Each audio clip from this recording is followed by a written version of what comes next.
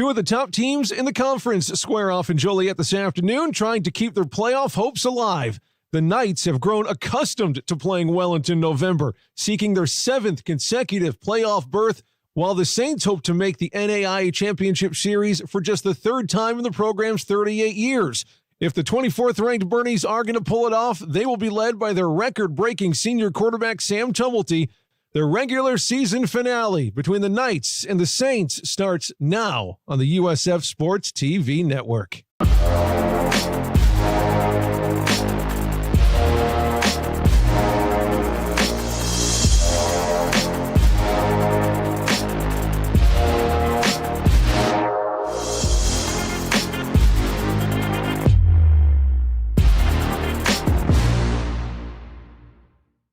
Couple of heavyweights here today. What's going on? We're at Joliet Memorial Stadium. It is the regular season finale, senior day here with the University of St. Francis, and it's going to be a fun one. I was unfortunate to miss last week, but Dan, you had a really fun one against Olivet Nazarene. I was listening to you guys on the radio. Didn't start off great, but my goodness, they came back 38 unanswered points to win that game, 38-13, and a very important game leading up into this one. What were your takeaways from last week? It certainly was. One thing I took away from last week is how all three facets of the Saints team played so well last week. The offense with 38 straight points, as you said, executed the offense fantastically. Tumulty runs the offense beautifully. You had the defense making big stops, and the special teams were very special. I think the whole second half, I don't even know if Olivet started the ball past their 20-yard line the whole second half. So it was a great day for the Saints all around, especially the last 3 quarters of that game. And obviously an important win because it leads into today, which is a very important game for both of these two teams if they want to keep their playoff hopes alive. Even if they win, nothing is for sure. They're going to need a little bit of help, but if you don't win, your season's over. So it's going to be a big one. And they're taking on a team that's been there and done that. 7 years in a row, they've been in the playoffs. Saints are 1-8 against the Marian Knights. You've taken a look at this team. What do you think the Saints are going to need to do today to come out on top? Well, I think the Saints continue to build on what they've been doing. They've been improving every game throughout the season. They've played in big games. They understand a big win at St. Xavier in overtime. So they know the feeling of playing in a big game like this. And Joe has always taught them to be focused one game at a time. And I think today, if they continue to do what they did the second half at Olivet, they'll be in good shape today. Let's talk to Coach Joe Curry here before our final matchup of the regular season. Coach, that win yesterday, you got punched in the face a little bit. First 4 plays, 140 yards or something like that. But talk about how your guys regrouped to shut them down the rest of the game. Yeah, well, we didn't start out particularly well, particularly defense. It was just some bad eyes, looking in the backfield kind of stuff, and those things happen occasionally. And when you play corner on defense, occasionally you're going to give up a play, and that happened to us. But I was proud of our guys, the way we settled down, and particularly defensively, and then offensively we got some things rolling there with Sam, and we were able to to play well, in all 3 phases really, from basically the first quarter on. We were able to kick it's easy to see why when you kick the ball well, when you tackle well, and when you get out of your own way on offense, how successful you can be. Yep. Yeah, you mentioned the kicking game, Joe, and I think that was something that was very impressive and constantly improving. And when you get into weather and big games, how important the kicking game is. Maybe you could talk a little bit about Guerrera and your special teams. Yeah, he's done a great job for us all year. Our special teams, it's we coach those just as hard as we do offense and defense. If there's something that we can find that we can gain an advantage here and there, we're going to do that. And so last week I thought we took advantage of those opportunities, and we kicked the ball well, and we covered well. And then, then in the return game, we're close. We're close to breaking one, and hopefully that happens for us today. Well, it is senior night, of course, and I don't even know if I could rattle off all the seniors on the spot like this. But as a class, special group, obviously the older Tumulty brothers, but everyone else in this class has been special. I want to give you a chance to talk about your seniors today. Our seniors have been great. I mean, I told them this week, like they're the seniors that are going to be, they're playing their last home game here today. I mean, there's what they did for the program. They came to a program when we were, not very successful for a few years coming off COVID, and they turned it around for us. And and they brought a new attitude and a new culture here to the program that I'll be forever grateful for from them. And I just want to, the goal today is go 1-0, so I want to make sure that we send them out the right way. Well, it's going to be a tough one here against Marian. Of course, their offense, they have some players who can make some plays. Defensively, kind of an anomaly a little bit. A lot of interceptions, a lot of sacks, but they also give up a lot of points. What do you guys notice on film about Marian? Well, offensively, I'll start with them offensively. The quarterback is good. He's kind of a dual threat. He runs the ball when he has to. They don't run him like we do Sam or anything else like that. But he's got 13 touchdowns on the year. They get down, they get close, short yardage. It's a lot of quarterback sneaks, and it's 6'4", 220. It's tough to stop. Their running back's real good. They got a couple receivers who are really good, and they're good up front. They're a good, physical offensive team. Defensively, I think they're young, but they still have some guys who run around and do some great things. And hopefully today. Traditionally, they've played a lot of man-to-man, so hopefully today we're doing some things where we can stack our receivers and shift and motion and those sort of things to try to give us some matchups that we really like offensively, and hopefully we can execute those things today. Go get them. Oh, go ahead, Coach. I really like Tumblety with man-to-man. They take off, he takes off. You can get a lot of run. Yeah. Good luck, Coach. Thank you. Appreciate his time, not only before games, after games, wins, losses. Coach Curry's the best, man. Well, he talked about the seniors. That's him and his staff. That's the people they recruit. It's the culture he set here. I remember back when Joe was hired, and his enthusiasm has not waned. He has built this program into a winner each year, and boy, it'd be great to see him get this one today. Sure would. Of course, Marian, like we mentioned, top 10 in interceptions and in sacks with 16 and 30 respectively, but they do give up over 30 points a game. We'll see if that can work out in the Saints' favor here today. And soak it in, Coach. Might be the last time, will be the last time we see Sam and Scott here at Memorial Stadium, so enjoy it while we got it. Hey, we got kickoff coming up in just a few minutes on the USF Sports TV Network. The University of St. Francis in Joliet is a welcoming community of learners, ready to make you feel right at home.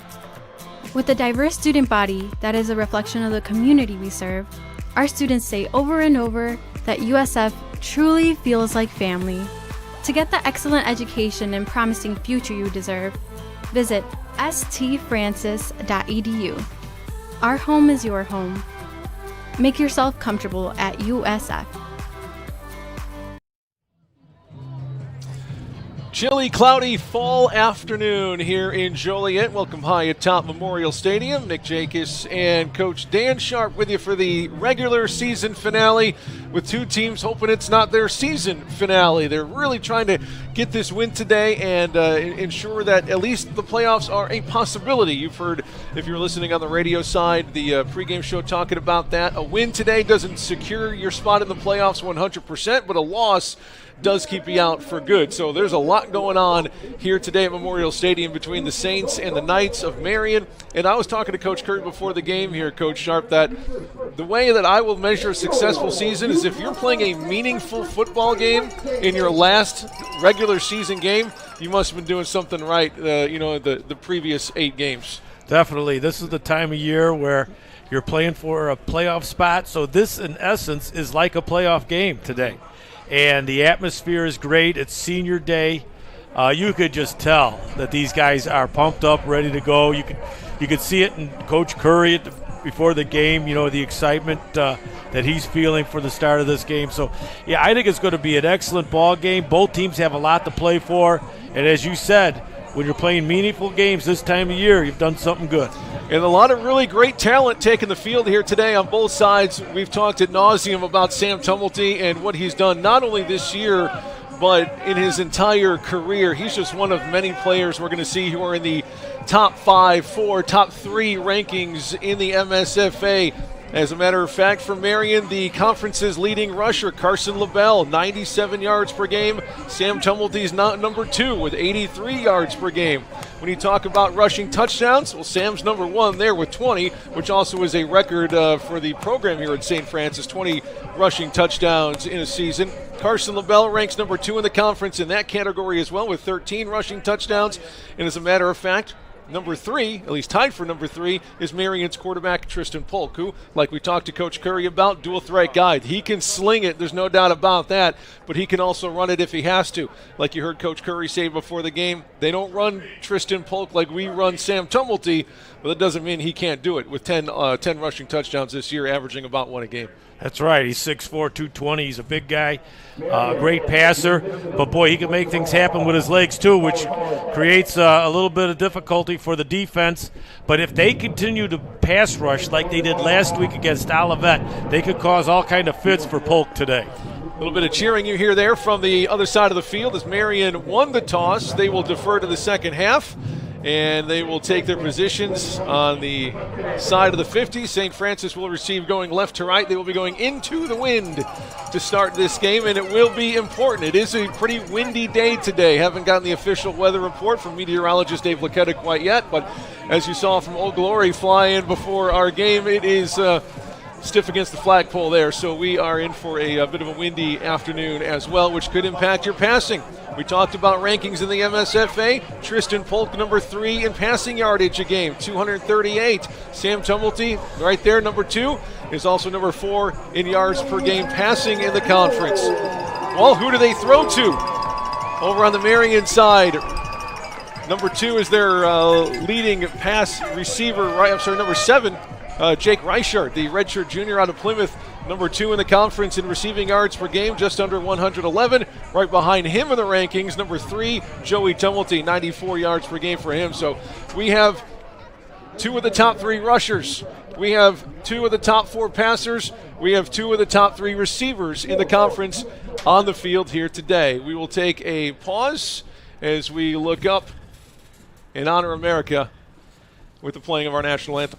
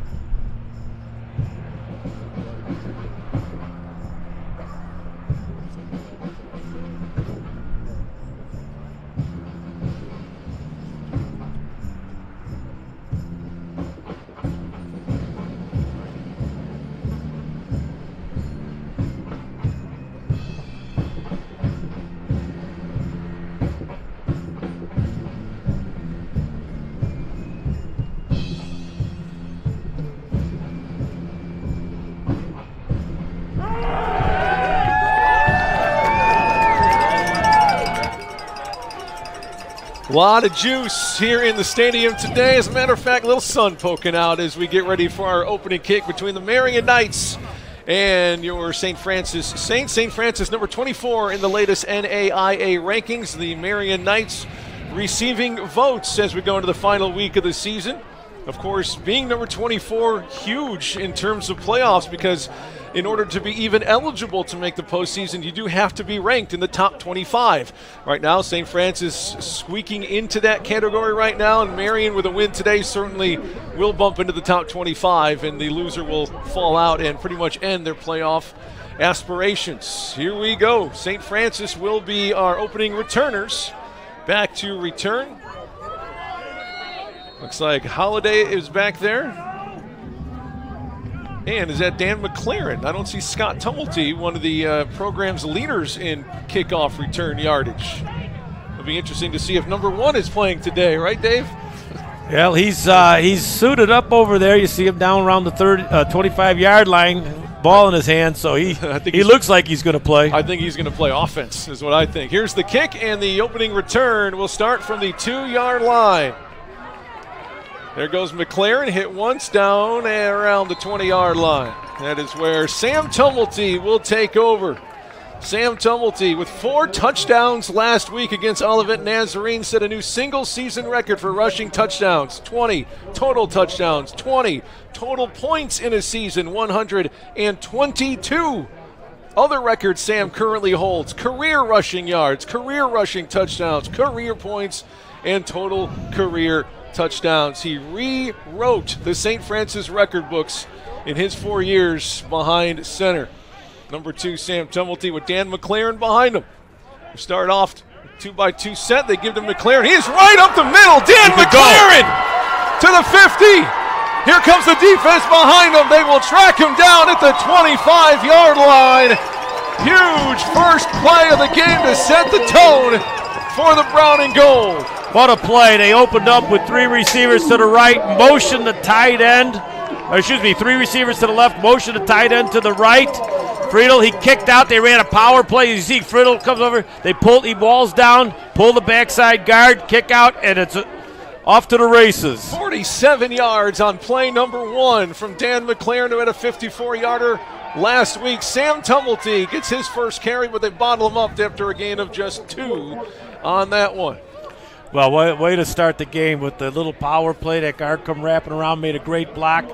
And what a play. They had man-to-man coverage, so everybody was over covering the 2 wide receivers and popped the middle. This time they tried to run Tumulty off tackle for a 2-yard gain. Good stop by Marian. 2nd down and 8 after the Tumulty run. Joey goes in motion to the backfield. Play action to him. Sam's going to keep it. He's going to look middle. He finds a bit of room past the 15-yard line. That's enough for a Saint first down. If anyone knows to not get overexcited about early success, it's the Saints, right? As you see the Sam Tumulty run, because last week on this very field, St. Francis was down 13-0 after just 4 plays. Well, that's the play they ran last week where they would fake to Joey Tumulty and run a little inside zone play back to for Sam to the right. Trips to the right here for Sam. He's going to look to throw for the first time today. Checks it down to Des Jordan inside the 10-yard line. He'll pick up 7 yards. It might be the shortest catch of the year for Des Jordan. He averages over 20 yards per reception. Not usually seeing him on a stop route, but Coach McCarthy has a great rhythm in the offense starting here. He's mixing in some play action passing, a little fake jet sweep to Joey. He's got the defense on their heels right now. Here's that motion. Here comes that same play they just ran. Faked it to him, tried to go outside to Des Jordan on the play action. Well covered by Dwight Lewis. Excellent fake. Faked out me on that one. It was the same play they ran. It gave the same look of the play they ran to open the game with and ran play action off it. This is the formation they ran a lot last week with Friedel into the boundary with the 2 receivers wide. Great look at Sam Tumulty behind center. He's going to try to run it himself. Trying for the end zone, got closer than I thought he was going to. It's enough for a Saint first down. First down and goal. Boy, it's great to see the Saints come back and run in the same formation, same plays that brought them such success last week, especially in the second half against Olivet. There again was a fake to the left and then Tumulty off to the right, a little zone play. Dan, the tailback, fake to Dan. It's a race to the edge. Sam keeps it and scores. Sam Tumulty adding to the record books and puts his team up 6-0 early. Great offensive series by the Saints. Coach McCarthy called a great series of plays there. Tumulty, of course, handling the ball in the red zone. He's difficult to stop, especially with the great fakes that they're making with their zone package.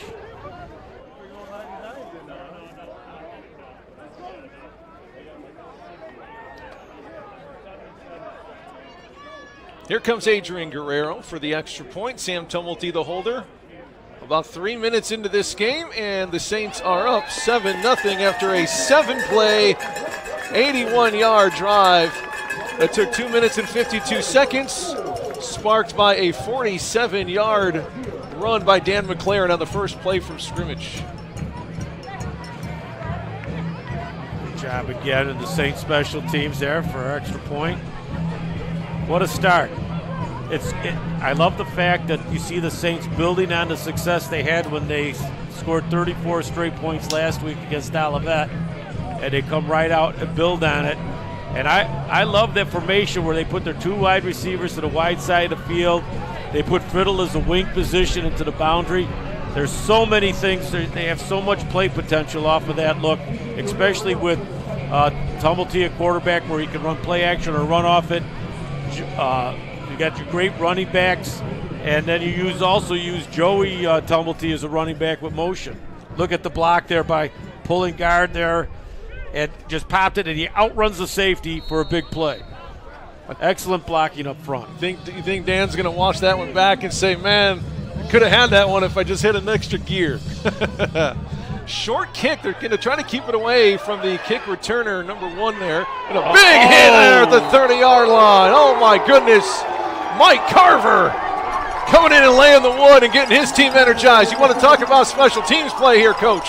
Well, I'll tell you what, it goes right back to the kick, the directional kick by Guerrero. He pins it right on the sideline, and now you send that sideline coverage down there, and they don't have enough guys to block, and what a hit on that play. The diminutive 5'10" sophomore from Montini keeping the energy up here on the Saints sideline. Let's see what the defense can do against one of the top quarterbacks in the conference and really in the nation. See if they can bring some heat here from the quarterback's right. Polk under center. Play action. They're going to look deep on the first play of the game. They're going to fire down. They have a man open. He beat him, but he missed him on the throw. Incomplete, looking deep for Tyree Spence, the fifth-year senior out of Hammond. Had him on the post route. A lot of action early today, huh, Nick? Come right out with the big post route. The Marian came out with 2 tight ends and 2 wide receivers. It kind of widened out the Saints' defensive line. It'll be interesting to see if they stay in this formation and try and run out of it. As you can see, they got multiple tight ends, 2 tight ends in, 3 tight ends in. 2 receivers right, wing back here left, and Polk in the shotgun on the ground it goes. His first run of the game up to the 37-yard line, able to pick up 8, maybe 9 yards on second down. That was Keegan LaBelle, their junior running back. Yes, you see they run an outside zone play to the strength of the formation that they lined up in the boundary to their tight end. A lot of shifting by Marian, trying to get the Saints to line up the one formation and quick shift to another formation to get the numbers at a point of attack. LaBelle 14th in the country in number of carries, 21st in yards. You see him break some tackles, and look at the speed now from LaBelle. Turf Monster got him just shy of the 50-yard line, but that's going to move the chains for St. Francis. Tackling is going to be important. That was really one of the keys in that loss against St. Francis, Indiana on the road. They just had a tough time tackling, and it's going to be important here today against guys like Keegan LaBelle. Well, the extra 2 tight ends, the 2 tight end set is create a problem for that 3-man line. Forces the linebackers to come up to the line of scrimmage, and they're doing a nice job on their outside zone, sealing off the inside and getting a good lead block by the tight end. Here comes a blitz from the corner. Picked up by Marian. Polk to throw, has a man open at the chains. It's a first down. That was Charles Vanden, the redshirt freshman, with his first catch of the game to pick up 11 and move the chains again for Marian. 10.5 to go first quarter. 7-0 Saints scoring on their opening drive. That was a nice pickup by Marian, as you can see here. They bring the outside, the extra man from the corner. It picked up nicely. It allowed him to throw the deep curl route. 2 wide outs left, tight end right for Polk in the shotgun. Bell on his left hip, first down play. Keegan LaBelle, another carry, bouncing outside, good blocking. Trey Sayers, the first one to put a hit on him near the Marian bench. Yeah, it's pretty simple. They're putting wide receivers, 2 of them to the wide side. Tight end is a wing to the short side, and they're just trying to outnumber the Saints into the boundary. As you can see, they get a good push there, a good zone blocking there, good zone read by the running back getting up in there and getting a nice little gain.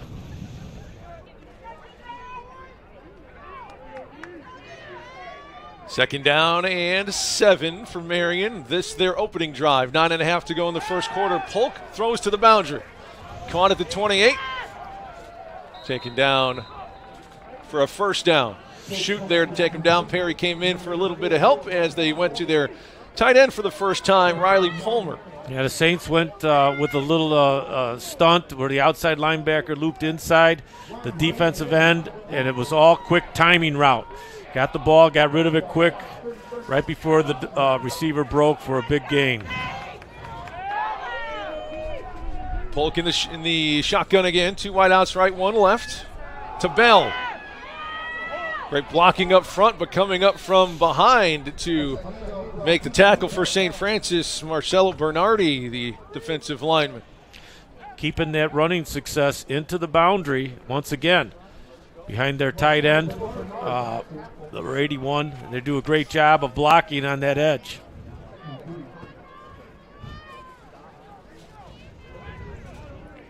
Polk again in the gun. Again, the tight end left. 2 wide receivers out there, 1 on each side. Bell to the right of Polk. They're going to roll Polk right. Fire to the sideline again, and it's complete. This time, Tyree Spence picks up his first catch of the game, 23rd of the season. Boy, Polk throws a very nice ball. Rolling to his right. Gets his shoulders nice and square and throws a strike on a timing route with the out route. As you can see here, he rolls off to his right. Look how he gets his shoulders set, and he zips that ball. Perfect accuracy to the boundary. There, a great catch. Nothing that time, maybe a yard up to the 10-yard line. You can get a first down, so it's going to be 2nd down and 9, I believe. That's the first time we've seen Marian run the ball inside between the tackles. And boy, the Saints just stood tall there. They stuffed that thing. It's hard to run against that defensive line up the middle. Marian taking their time, a methodical drive here to start things off for the Knights. Coming up on their 10th play. Trips tight to the right and 1 to the left. Single coverage, man-to-man defense. They'll flip over to Bell. Nice shifty move up past the 5. A 3rd down play coming up, but 3rd and short. They can pick up a first down. When you see that tight cluster and a tight formation, you're usually going to see a little toss sweep out here as they try and zone it and get the extra lead blockers upfield. We got about 3rd and 3 or 4 here. It's a big down for the Saints. There they are. 2 tight ends again. 2 tight ends, 2 flankers. Polk the snap, the give to Bell. Bottled up that time by the defensive line. Bernardi again, the first one to hit him, and that's going to bring up 4th down, and they want to go for it here on 4th to the Marian Knights, where they are 7 for 17 on the season, 42%.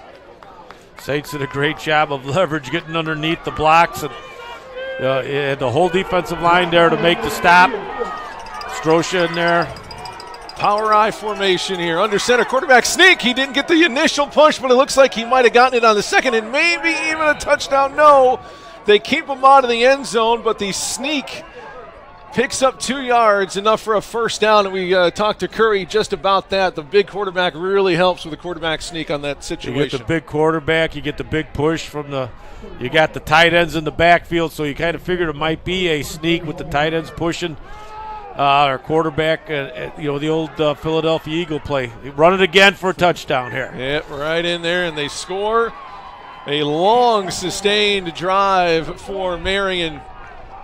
Likely going to tie this one up as they bring on the kicker for the extra point. Polk runs in his 11th touchdown of the season on the ground, as you see it again.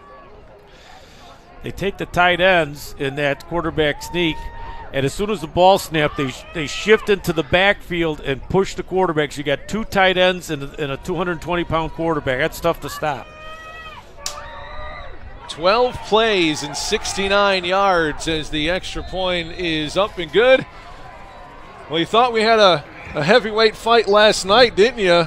We got more action in this game than we saw yesterday on Netflix. Welcome. 5:42 to go.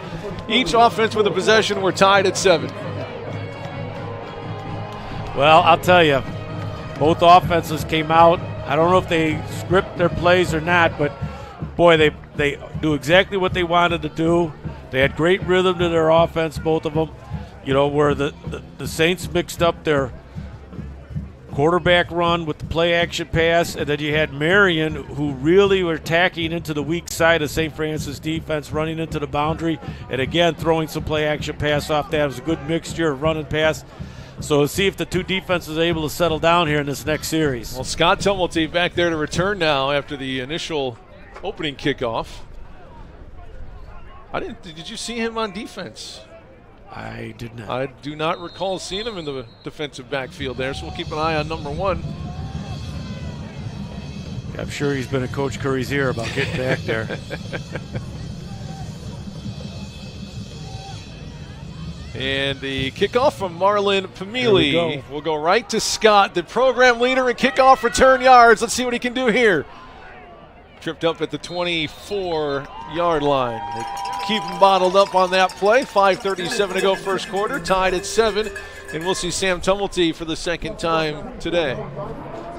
And we were taking a look at some of the records for Sam Tumulty. Take a look at where Sam and Scott are on the program leaders here. Career rushing yards over 3,324. 58 career rushing touchdowns. You can make that 59 now. 21 touchdowns this season. We should have put this graphic up before they started playing because we knew it was going to change. That is how the Tumulties have rewritten things here at the University of St. Francis. Plenty of protection. They check it down to Dan McLaren on the crossing route, but he's only a yard downfield, if that. So second down and 9 coming up for USF. Yeah, they were looking for Joey Tumulty on a short crossing. Was covered, and Sam just checked it right down then to McClure. That was right there. Yeah, we'll end up right in each other's path there. But it was a quick check down. Positive yard there. Interesting to see Dan McLaren getting a lot of the early action here at running back and not Gavin Day. Here's the give to Dan, right up the middle, but stopped by the defensive end. And again, only 1 yard there. Third down and 8 coming up for St. Francis. Good job by the Marian defensive line there. As you can see, the 4-man line, look at how they get a good push on the offensive line. Not giving any seam there for Dan to run the ball.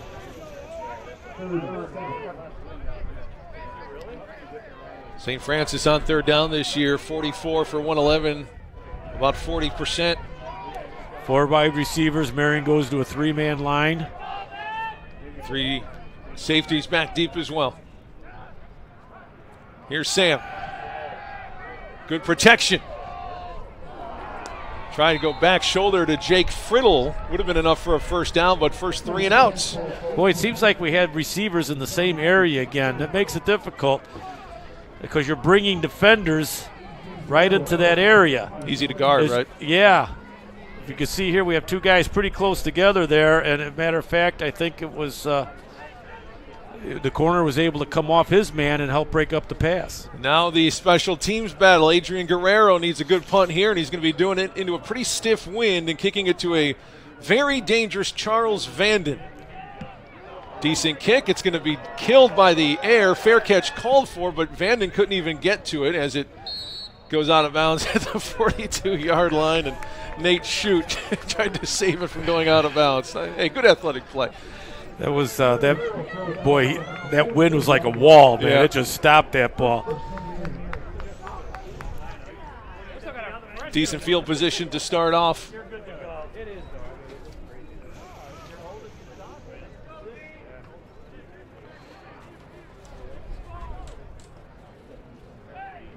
Polk will be in the shotgun, and the dangerous Keegan LaBelle, the conference's #1 running back, on his left side. Here comes more pressure being shown and coming, but they run onto the opposite side. There goes LaBelle again. An 8-yard carry, maybe 9 on first down past the 50-yard line. 4 minutes to go and counting here in the first quarter. Still tied at 7. Yeah, we brought pressure from the weak side because that's where they've been attacking us most of the game, and now we're able to run it to the wide side with a good outside zone play, as you can see there. Excellent blocking on the edge for a big gain. The Marian offensive line is such a great job today already, getting off their spots and getting out in space to block for LaBelle. Going to be a load to deal with. Play action, they're going to try to go deep again. They are going for the home run down the sideline, but way overthrown and incomplete. Excellent coverage by the Saints there. They ran a couple go routes, one from the sideline, and they ran a seam route up the middle. Saints did a great job in coverage, as you can see here. You can see the throw here that you got. Look at the coverage there where he's using the sideline to help him and had good inside position there. There was no way they could have completed that pass. On third down, they've been very good here running the football, but they're in the shotgun here. Polk gives to LaBelle. He'll pick up the first, spinning into the second level to the 40-yard line of the Saints. He needed 1, but picked up 8 on third down. Another third down conversion for the Knights. Another nice run on their inside zone play here. It's the one thing that Marian's doing better than St. Francis right now. It's running the football with Keegan LaBelle. They're running it very well. Their offensive line is exceptional at getting off the ball. They're playing a little bit more of a pro set right now with a tight end, 2 wide receivers, and a tailback. There's the 2 tight ends in there again. Here's LaBelle, head of steam right over Matthew Perry, picks up 8. With having 2 tight ends and 2 wide receivers, you're really spreading out the defensive front of the Saints, and you're finding some seats. Look at the leverage we have there that the Marian has there on the Saints, and they just kind of wall that down. The Saints going to have to do something to about that outside run. It's LaBelle again and Matthew Perry again for the stop. Matthew Perry, the leading tackler for the Saints defense, but that's again enough for a first down. If they can't minimize the damage with Keegan LaBelle, it might be a long day. They may have to walk a safety up to that tight end side. As you can see here, look at the tight end coming off the ball. He's 5 yards downfield getting the block. They may have to walk someone up onto that tight end. And here it is in this play they have. Number 11 right up on the tight end now. And they go the other way. Keegan LaBelle running hard to the 15-yard line, and that is enough for a first down. I believe maybe an inch or 2 short, but it's very close. Made a good point, Nick, about them running the other way. I wonder if there's if he's calling it from the line or if they have a check with me whether to run right or left, the code word, because that time they saw the safety walk up and ran it the other way. Quarterback sneak. There's Polk backing his way to the 10-yard line. Just the offensive line and the push they're getting is very difficult for the Saints to stop right now. I'm very impressed with Marian's offensive line play today, along with their tight ends. The Saints are battling up there. You know, it's just that I think they're outnumbered at the point of attack right now. Feels like. Watch out for a little toss here to the trips up. They're shifting out of it. 2 tight ends to the right. Polk takes the snap, gives to LaBelle. Tripped up just at the point of attack. If he breaks that one tackle, he probably goes in for the touchdown, but I believe it was Richard and Shoot there to bring him down. Yeah, they showed the little cluster trips to the left, shifted over to 2 tight ends to the right.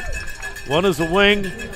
You got the Saints to have to react and shift back to it, and again, they have a situation where they have more blockers than defenders. Trips right again this time.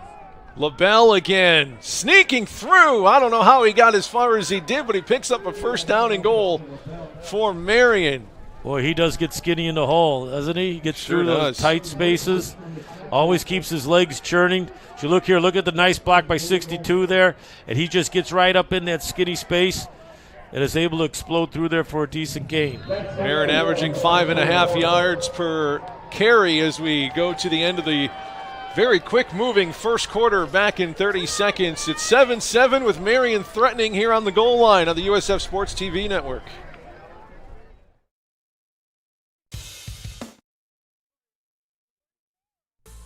The University of St. Francis in Joliet is a welcoming community of learners, ready to make you feel right at home. With a diverse student body that is a reflection of the community we serve, our students say over and over that USF truly feels like family. To get the excellent education and promising future you deserve, visit stfrancis.edu. Our home is your home. Make yourself comfortable at USF. Welcome back to Memorial Stadium, and this game very important for conference standings as well. Of course, St. Francis, Indiana, at the top of the MSFA Midwest, 4-0 in their games. You see Marian and St. Francis there, number 2 and number 3. If Olivet Nazarene can take down St. Francis, Indiana, the winner of this game will claim a co-championship title. We'll keep an eye on that game as we go on through our afternoon today. Flip sides of the field, Marian has first down and goal here with a fresh 15. Looking for another quarterback sneak here with Polk He'll dive at the goal line. I don't think he quite made it in this time, but he's very close. Nope, they say he was forward progress stopped before the goal line, so it's going to be second down and an inch for Marian. And with the way that offensive line has been making room for Polk and LaBelle. Well, Saints got a good job of getting underneath the offensive linemen, and they had no legs to push. And a whistle comes in and a flag comes in. We get a false start. Let's take a listen to our head referee today.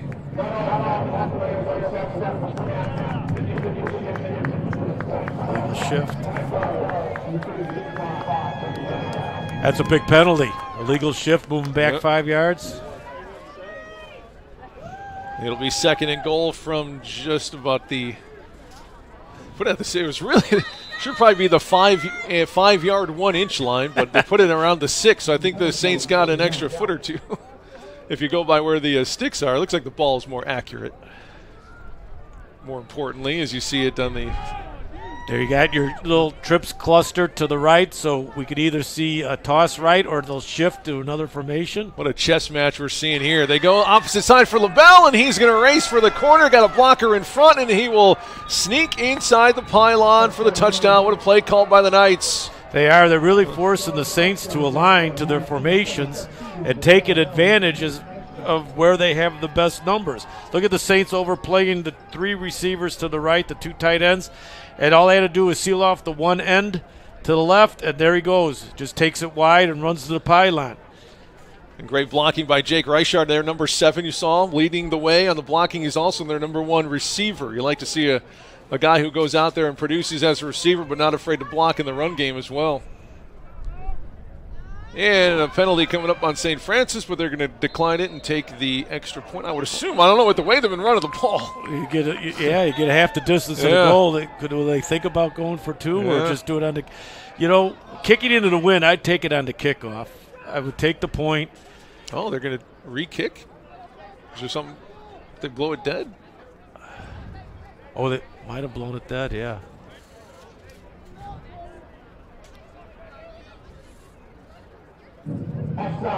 Number 11 defense will replay the try. Oh, it went the wrong way. Okay. They will do half the distance, but looks like they're going to stick with the extra point here to make it 14-7, assuming it goes through.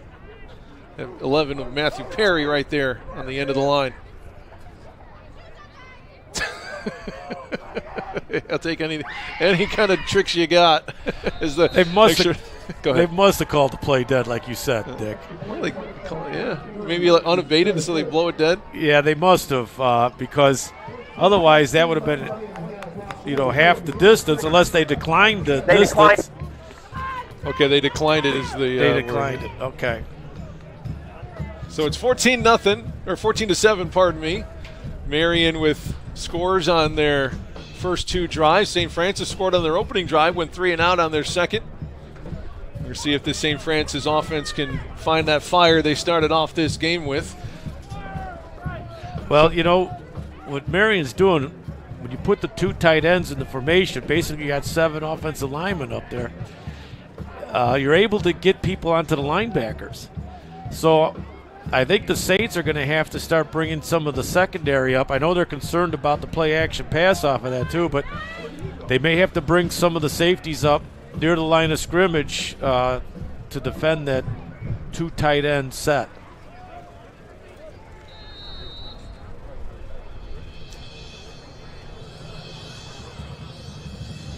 Scott Tumulty and Alterius Holiday back to return the kickoff. They're going to angle it, and short one. That's going to take a bounce. That's a live ball, folks. Holiday had it tipped, and Marian's there to get it. That is a well-played kickoff by Marian. Well, we talked about how important the kicking game was before the game with Coach Curry, and there's an example right there. Marian with an outstanding directional kick. It takes a hop, and as you said, it was a live ball, Nick, but he never really had control. You see, he didn't really have control of the ball when he got hit. Great coverage by Marian, And what a huge turnover early in this game. Aiden Warner there to pick it up. Team recovered by the kicking team. 1st and 10, Marian. And then what a way to use the wind in your favor when you're kicking off. Just kick it up into the jet stream. It's going to kill the ball, and then really hard to come up and make that catch for Holiday. And now a very short field for a team that has had no problems running the ball today. Exactly, Nick. It's exactly right. Polk will play action. He's going to look down. Here comes pressure. He evades, but he can run if he needs to. There goes Polk. He's a dangerous runner. Tripped down. Nick Mabudis minimizes the damage. Picks up just 2. Well, it's great to see the Saints with their pass rush. It reminded me of last week, but Polk does a great job of sidestepping. Look at their Carver's eye set. Takes a little jump step there, comes back, cuts back the other way. Excellent feet for the quarterback at Marian. Polk, boy, that could have been a big play for the Saints with a big loss. Just 2 on the quarterback run, 2nd and 8. 27-yard line of the Saints. LaBelle again. Hit, but spins out of it. You got to tackle. He's still in bounds. Past the 15, a first down to the 13-yard line. They had three receivers to the right. Tight end left, and look at the great block. Look at the tight end get a great block on the outside linebacker. Great hit and spin move there. Again, LaBelle is running behind some excellent blocking by that front 5 and the tight end. Time of possession. All Marian right now. St. Francis has only had the ball twice. This is now the 3rd, I believe. Here's LaBelle dancing behind the line, but taken down after a gain of 3, just outside the 10-yard line. Saints a better job there up front. There's a little bit of an end zone play, and they did a good job of stuffing the line there. You can see there they get underneath, pads underneath. Really not much place to run.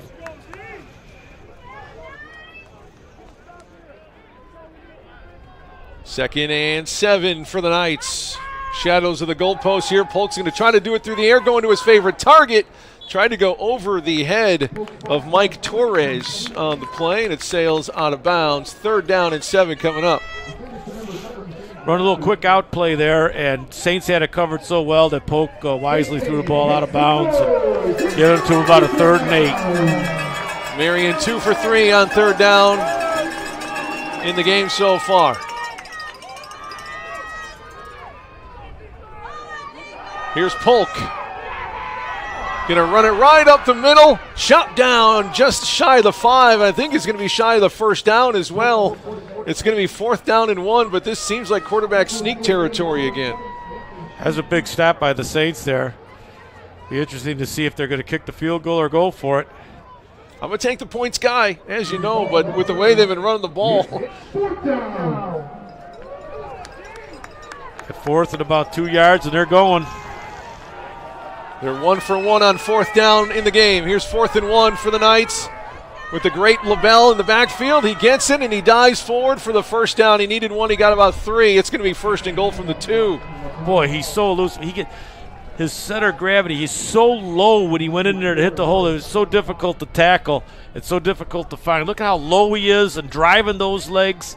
Excellent run on a 4th and 2 play by LaBelle. LaBelle already over 100 yards today. 17 carries, 111 yards. LaBelle again, he was stopped on the outside and taken down. That's the first negative play of the game for Marian. 2nd down and goal on the way. Great penetration by the Saints. They put the 2 tight ends to the right and tried to run like a counter play back to the left. And look at the Saints just bottle that thing up. Nowhere to go.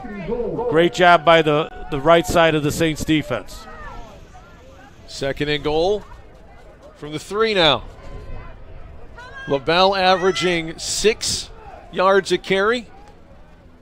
Polk doing a great job today just handing him the football. And he does it again that time. Spins away out of it again, and he scores. Keegan LaBelle is a monster today. Scott Tumulty looks like he had him in the backfield, and maybe it was Mabutis, but in either case, they couldn't tackle him. Oh, what a great call bringing him off the edge like that, and we just barely got it. But it's amazing his balance at his center grab. He runs so low to the ground, but that he's got such great balance that even that play, that was a heck of a play by Labuda, and he couldn't bring him down. 117 yards already today. We got 10 minutes to go in the second quarter. Keegan LaBelle having an amazing first quarter plus here. With 875 yards rushing coming in, he needs just 125 to hit the 1,000-yard mark for the season. Number 21 in the NAIA in total yards. He's also 9th in the NAIA in rushing touchdowns, and you can add 2 more onto that one. That play, or that drive rather, goes 8 plays, 29 yards, took just under 4 minutes. Well, let's see if Sam and the boys can put a drive together here for us. They're going to be kicking into the wind. Hopefully we can get a decent return. And we just haven't had the ball much, Nick. I mean, it'd be nice to see them put together a drive like they did in the first drive. Only had the ball twice this half.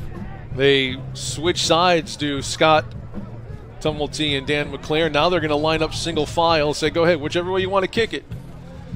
But it's going to be hard getting there as the wind blowing into the face of the kicker with slightly to the right.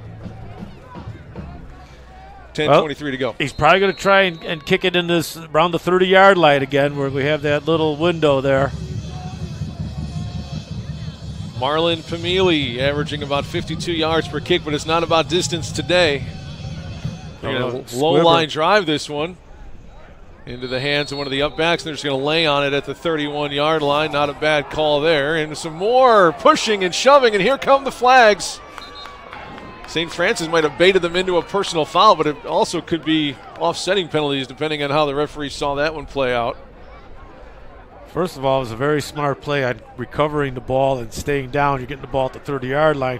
And now we may even get some extra yardage here due to some little extracurricular going on down there. Yeah, the special teamers are going at each other, no doubt about that. I had a very smart play to get down. Both after the play, foul, unnecessary roughness. Number 15 of the receiving team, personal foul, offsetting unnecessary roughness.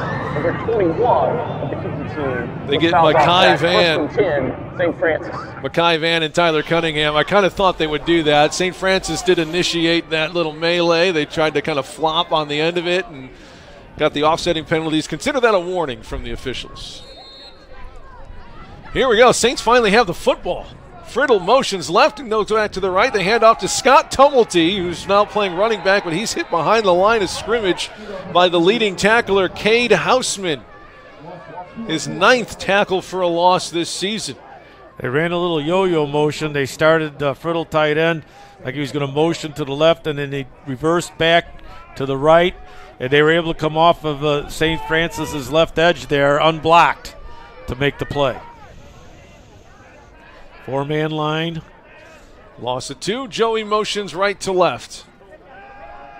Sam to throw. Hit from behind hard, but caught on the outside by Friddle.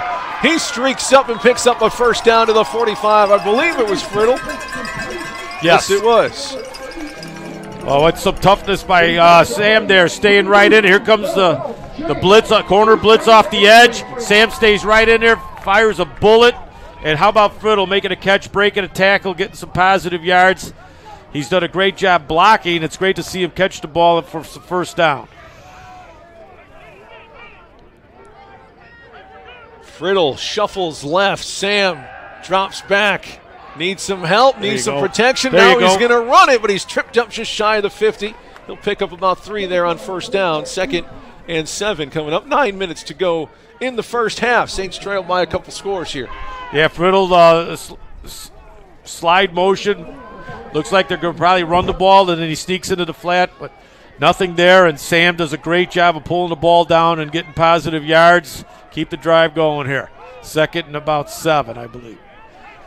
They need to get to the Marian 45 for a first down. Friddle shuffles left again. Hand off to McLaren. He sneaks through. Dan cuts to the 45, now to the 35. That's a 22-yard pickup. Dan McLaren running the ball well for the brown and gold. I love McCarthy's package here. That's the play when he shuffled. They ran the big play in the first play of the game, and now he shuffles to his left and then comes back a counter tray play to the right and another big gain. So it's great the way he's using his motion and formations today in their run game against Marian. Excellent call, excellent execution.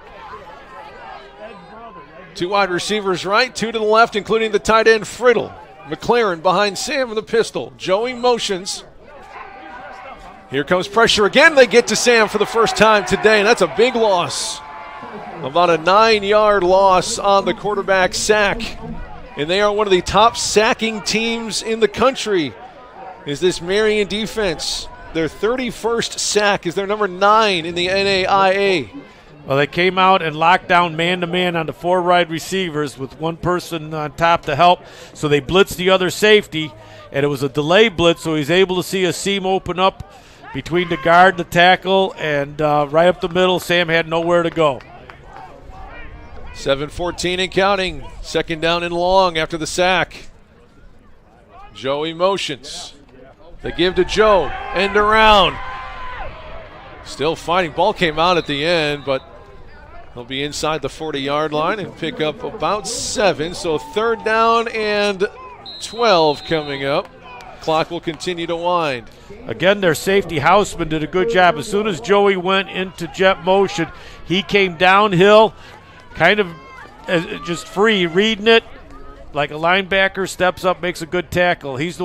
House was also the one that got the sack on the last play. Very active for the Marian defense is number 22, Houseman. He's their leading tackler. Third down and 12 for the Saints. Joey. Man-to-man. Motion left. Here they come.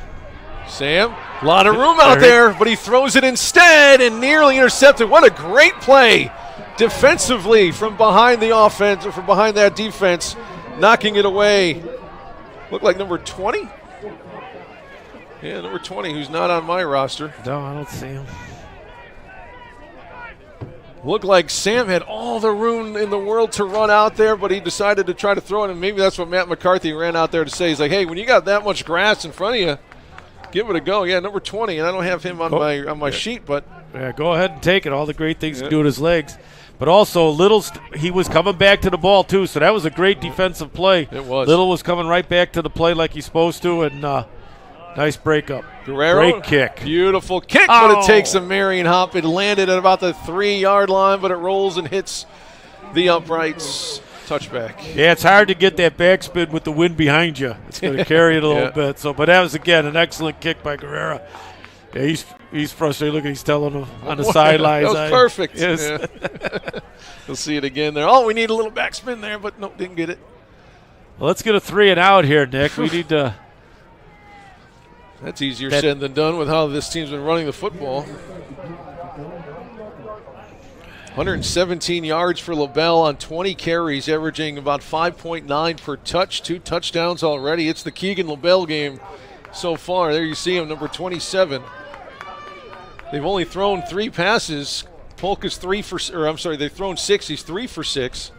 It's been the ground attack for Marian. Now they're going to try for the big ball. They're going to go down on the post, and it is probably a flag. Yep, there it is, yep. Pass interference coming out on Trey Sayers. He never turned around to look for the ball. It's interesting when Marian. Number 33, defense. 15 yards from the previous spot. Automatic first down. You know, they come up with those 2 tight ends and play action, but they're looking to go deep. They're running 4 verticals. All 4 guys are running straight down the field and was able to pick up a pass interference. Never got back and found the ball. Trey talking to the back judge there about the call. I'm not sure he's going to like whatever he has to say, but looked like a PI from up here. 15-yard penalty. First down up to the 35-yard line for Marian. Under center this time to LaBelle again. Stuck by the linebacker. Still trying to fight, though. First one in was Trey Sayers.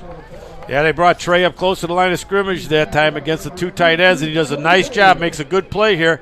It's tough trying to tackle with one arm, but he does a good job in corralling them, and the rest of the Saints came in to help. But that's the adjustment you're seeing the defense make right now, is starting to bring some of their defensive backs closer to the line of scrimmage against that 2 tight end set. Polks puts his tight end in motion to the right.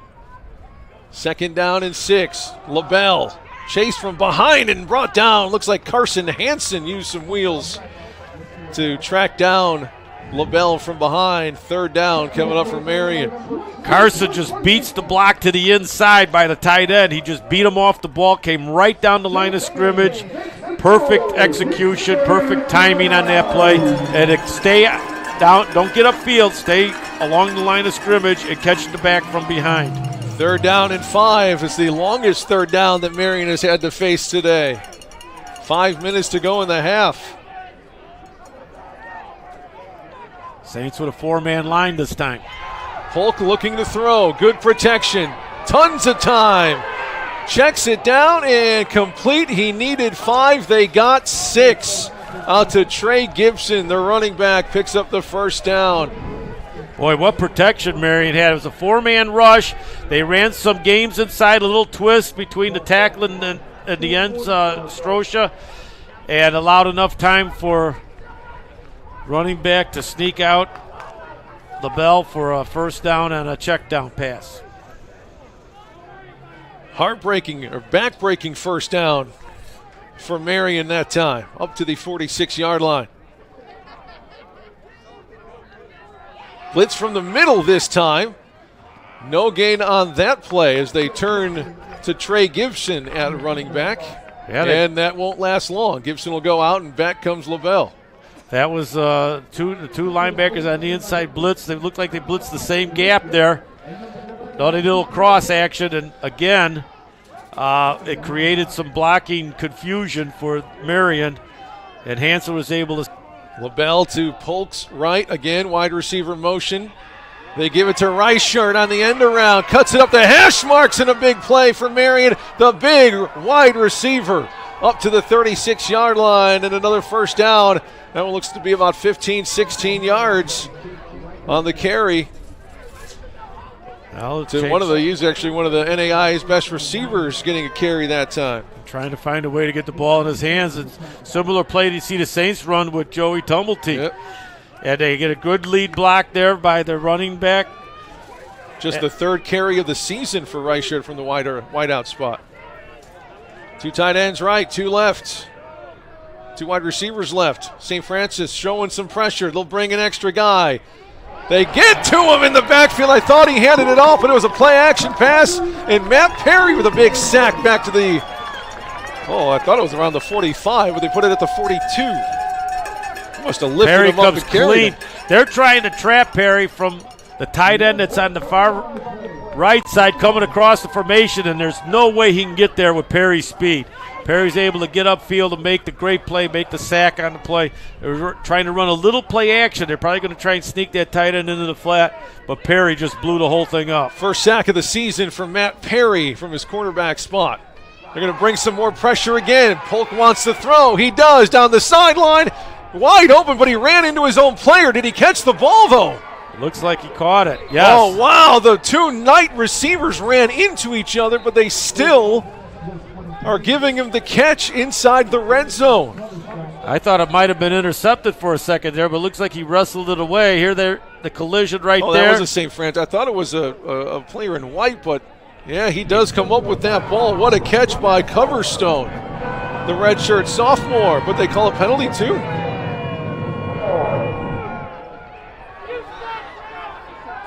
Roughing the passer? Well, yeah, I was looking downfield. Yeah, that's where the flag was, though, in that offensive backfield. Another big play by Marian. Oh, we're so close to making plays on defense here. Yep. We get them deep. See it again here. He did. Oh, he pushed him a little bit late. I could see why they threw the flag. So close to an interception right there, and it's, tie goes to the offensive player, but he was able to wrestle that one away. Marian receiving votes in the top 25 under head coach Ted Karras Jr. Technically his 8th year as the head coach of Marian, but his 2nd stint as the head coach. He was the first head coach in Marian history, went 1-9 in 2006, then kept improving and eventually won a national title in 2012. He left Marian to be the head coach at Walsh University from 2013 to 2016, then defensive coordinator out at USF Indiana last year, and now in his 2nd year head coach of Marian again. And we want to talk about a football family here, Coach Sharp. 5 members of this Karras family have played in the NFL. Ted won a Super Bowl with Washington back in 1987. His son Teddy is actually the starting center for the Cincinnati Bengals right now. That's fantastic. He's won. His son actually won 2 Super Bowls with New England with Tom Brady. He was the center snapping Tom Brady the football during the Super Bowl. How about that? What a great story. And he's got some St. Francis roots, too. He started out as a defensive line coach here at St. Francis back in the day. I'm sure they're happy to have him back at the helm of the Knights down there in Indianapolis. Here is Polk on first down. They give to LaBelle, who has been slippery, still can't tackle him, and he's down at the 3. I thought he got further than that, but 2nd down and goal from the 3-yard line coming up for Marian. He's so hard to see, LaBelle, when he comes through the line of scrimmage here. He's so hard to find. He's small, he's slippery. As you said, he bounces off guys. And the offensive line is getting enough of a push to create seams. It's just straight man-on-man blocking, straight zone blocking, and he just is reading anything he can find, and he squirts through. LaBelle again, hit in the backfield, kind of bent over near the goal line. They say, no, sir, it's going to be 3rd down and goal from inside the 1 again.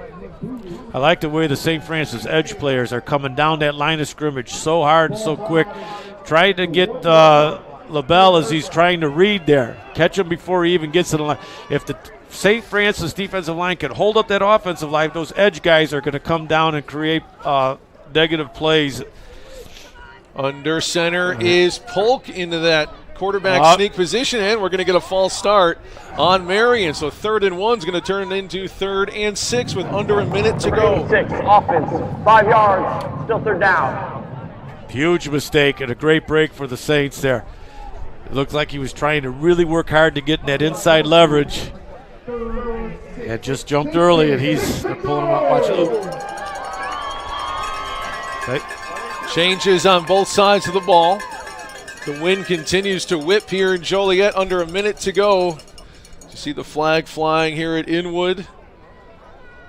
Right into the face of the Marian offense right now. You can hear it on the official's microphone. Saints desperately need a stop here before halftime. If you can keep this to a 2-score lead with the way Marian's are running this ball, and then a lot of palms to the sky here from Marian. Here we go, finally. 3rd down and 6, or 3rd and goal from the 6. Got that little cluster of trips to the right. Polk wants to throw it. Here comes pressure. They finally get to him around the 18-yard line. Hansen again. Carson Hansen, who is the number 3 in the nation tackle for a loss creator. His now 19.5 tackles for a loss, his 9th sack of the season. What a great job by the Saints. They brought a double blitz. It's like the Bears, the old 46 Bears double blitz off the edge. And the back only could pick up one of them. And the back left Hansen go. And he was able to make the big sack. Carson Hansen leads the MSFA Midwest in sacks with 9. After that one, 4th down coming up, we're going to have a field goal, I would assume here. It would be they're kicking into the wind. That was actually, I thought they had him a little bit further, but they're going to mark it at the 17-yard line, so you're talking about a 32, 33-yard field goal try coming up for Marian. Yeah, they brought both Nathan and Carson off that edge over there, and the back picked up Nathan, and Carson Hansen then cleaned everything up with a great sack. Great call. Your place kicker for the Knights, redshirt freshman Kenny Curry, 6 for 9. Longest has been 44. This one will be a 34-yard field goal try to make this a 3-possession game.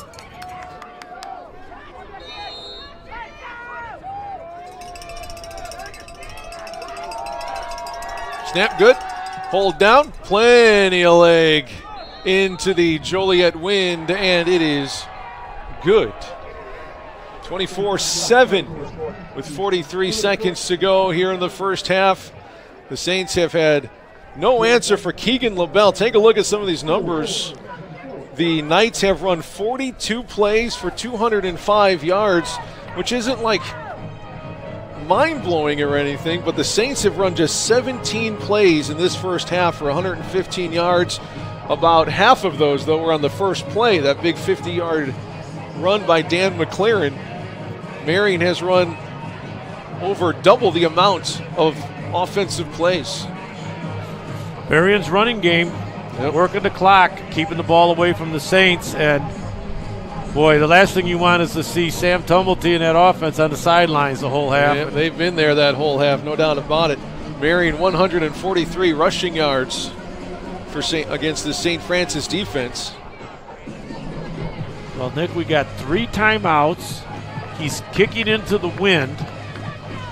We can get decent field position, and maybe we get a shot to get down and get a score before half here with 43 seconds, 3 timeouts. The St. Francis defense only has allowed 116 yards per game rushing coming into today. Already well over that, as the kickoff specialist for Marian will tee it up from the right hash. That is Marlon Pamili, a senior out of Marian Central Catholic here in Illinois.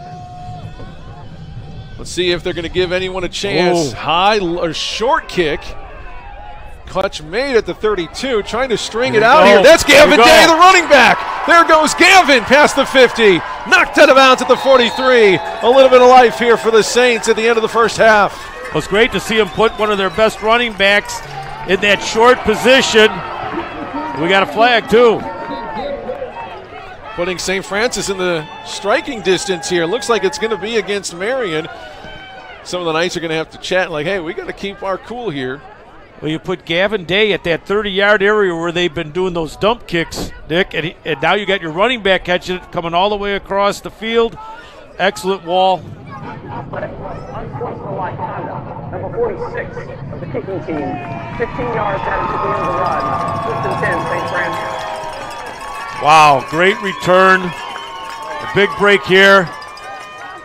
We got plenty of time. We got 3 timeouts. And we got a 30-yard field to work with.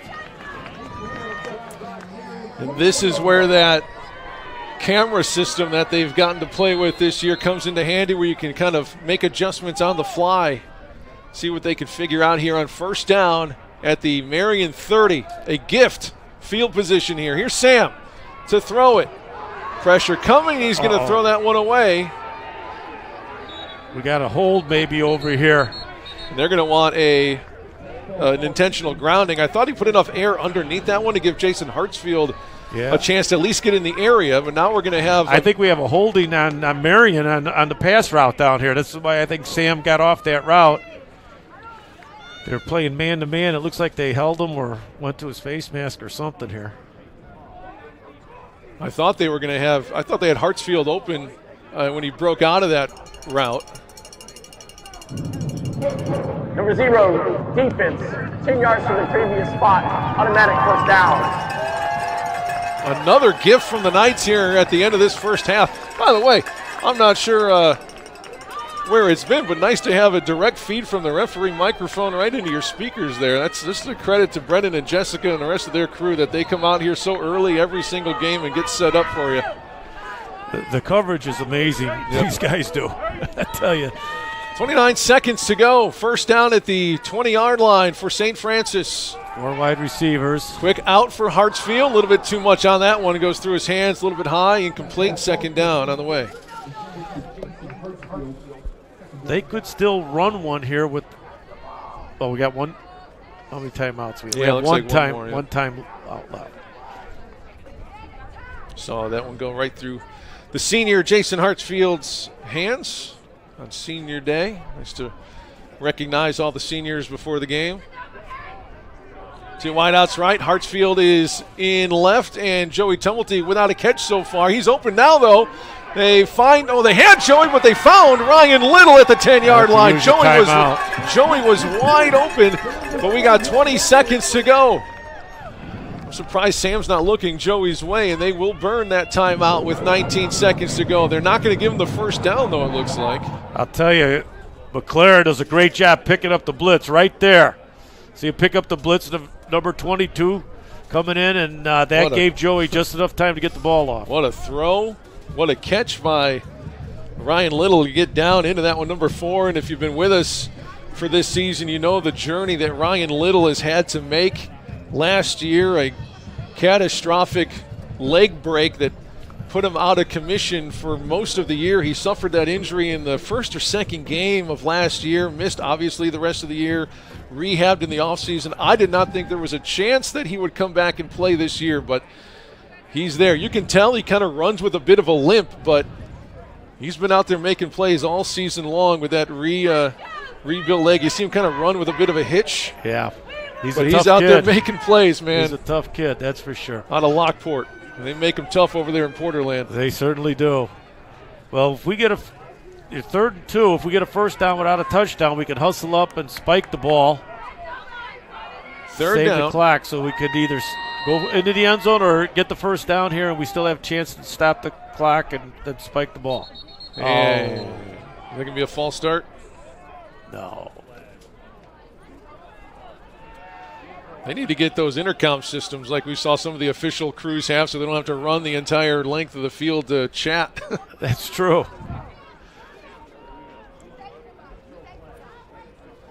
Well, a lot of talking here, kind of ruining any kind of momentum that St. Francis would have. You see Sam Tumulty just with his hands on his hips like, hey.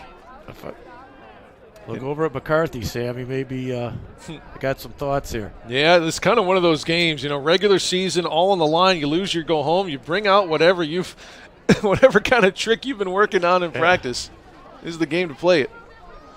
Gives the Saints time to maybe get 2 plays in, or Oh, they stopped it just so they got the down marker correct, I think. Oh, okay. The down marker said 2, but it's actually 3rd down, but they stopped the play for that. Okay. It is 3rd down and 2. They need to get to the 9-yard line. Sam in the gun, Dan McLaren right hip. They need a good protection here. Fake to Dan. There goes Sam there. Up the hash. Okay, backed his way up to the 6-yard line. First down. Get up down. And clock the ball here. Get up there. They stopped the clock, actually. Stop the clock to move the chains. There's your timeout. It is 1st and goal for the Saints. What a huge touchdown this would be. You get the feeling this is just like that St. Xavier game just a few weeks ago up in Chicago where the Saints were just getting beat in the first half. They could do nothing right, but they scored a touchdown at the end of the first half. In that game, they got the ball to start the second half. That won't be the case today. But it was a night and day difference against St. Xavier from first half to second half. Wow. I think the scoreboard's got the timeouts wrong. When we started, it was 3, and then it was all of a sudden 1, and I think we called 1. And that was 0, and they called. So I'm not sure how many timeouts the Saints have left. It's hard going off the scoreboard here. Yeah, I'm not exactly sure. Because I didn't think they had any left, and they were able to call timeout there, which is good. So they got you get 2 to 3 plays possibly off here. Sam Tumulty 4 for 8 through the air. Dan McLaren leading the ground game with 65 yards on 3 carries. Sam has run it 7 times for 28 yards and a touchdown. 4 wide receivers, man-to-man down here on the goal line. Sam wants to throw it. There's Hartsfield in the end zone. The Saints answer back and get on the board. A huge touchdown. A huge touchdown in the scheme of how this game is going. They needed it. You talk about an outstanding pass route that was run there. They made a great look like he was going to run an out route. They've been running him on out routes this whole drive, He makes a fake to the outside, pivots, reverse pivots, comes back to the inside wide open, and of course Sam just puts it right on the money. Extra point looks good from here. And it is. We have a 10-point game with 10 seconds to go in the first half in our regular season finale. A beautiful route by Hartsfield results in his third touchdown catch of the season. A senior with a score on senior day. Well, that was big, getting a touchdown down there rather than a field goal. But it all started with the great kick return by Day and the great wall set up on the left side. Here's the route that we were talking about. Watch. Hartzell moves to the out. Look at how hard he goes the outside and pivots back inside. There's no way this defender could recover. Put the ball right on the money. Beautiful timing, beautiful route, great execution. That drive goes 4 plays, 29 yards in just 24 seconds. Boy, that was huge. Huge, and that was really a gift of a drive from Marian. If you remember, it was a short kick, a great return by Gavin. Then there was an unsportsmanlike penalty, and then there was a holding penalty. 2 penalties on that drive from Marian's defense that led to that touchdown.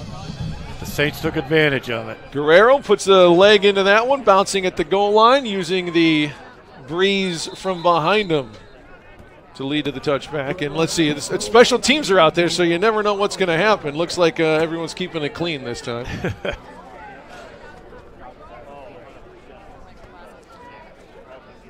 Identical records for St. Francis and Marian. St. Francis 7-2 and 3-1. Their schedules are pretty much identical except for one game. St. Francis led off the season with Waldorf. That's a team that Marian hasn't seen. And then Marian played Taylor in the 4th week of their season, and St. Francis did not play Taylor this year. But every other team they have in common. Here's Polk with 10 seconds to go. Don't sleep on it. They give to LaBelle. Inside run for Keegan. You got to tackle him. Boy, he's shifty. C.J. Reeves comes back up from his defensive tackle spot to take him down at the 36. And a timeout called. Nope, just a stoppage to move the chains. I think they're just going to let this go to halftime. Yep.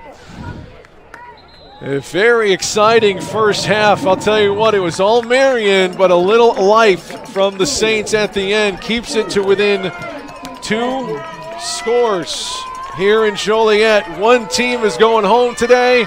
The other team will win and hope that they can make it into the playoffs. They will keep that opportunity alive with the win as we go into halftime. Your score, Marian 24, the Saints 14.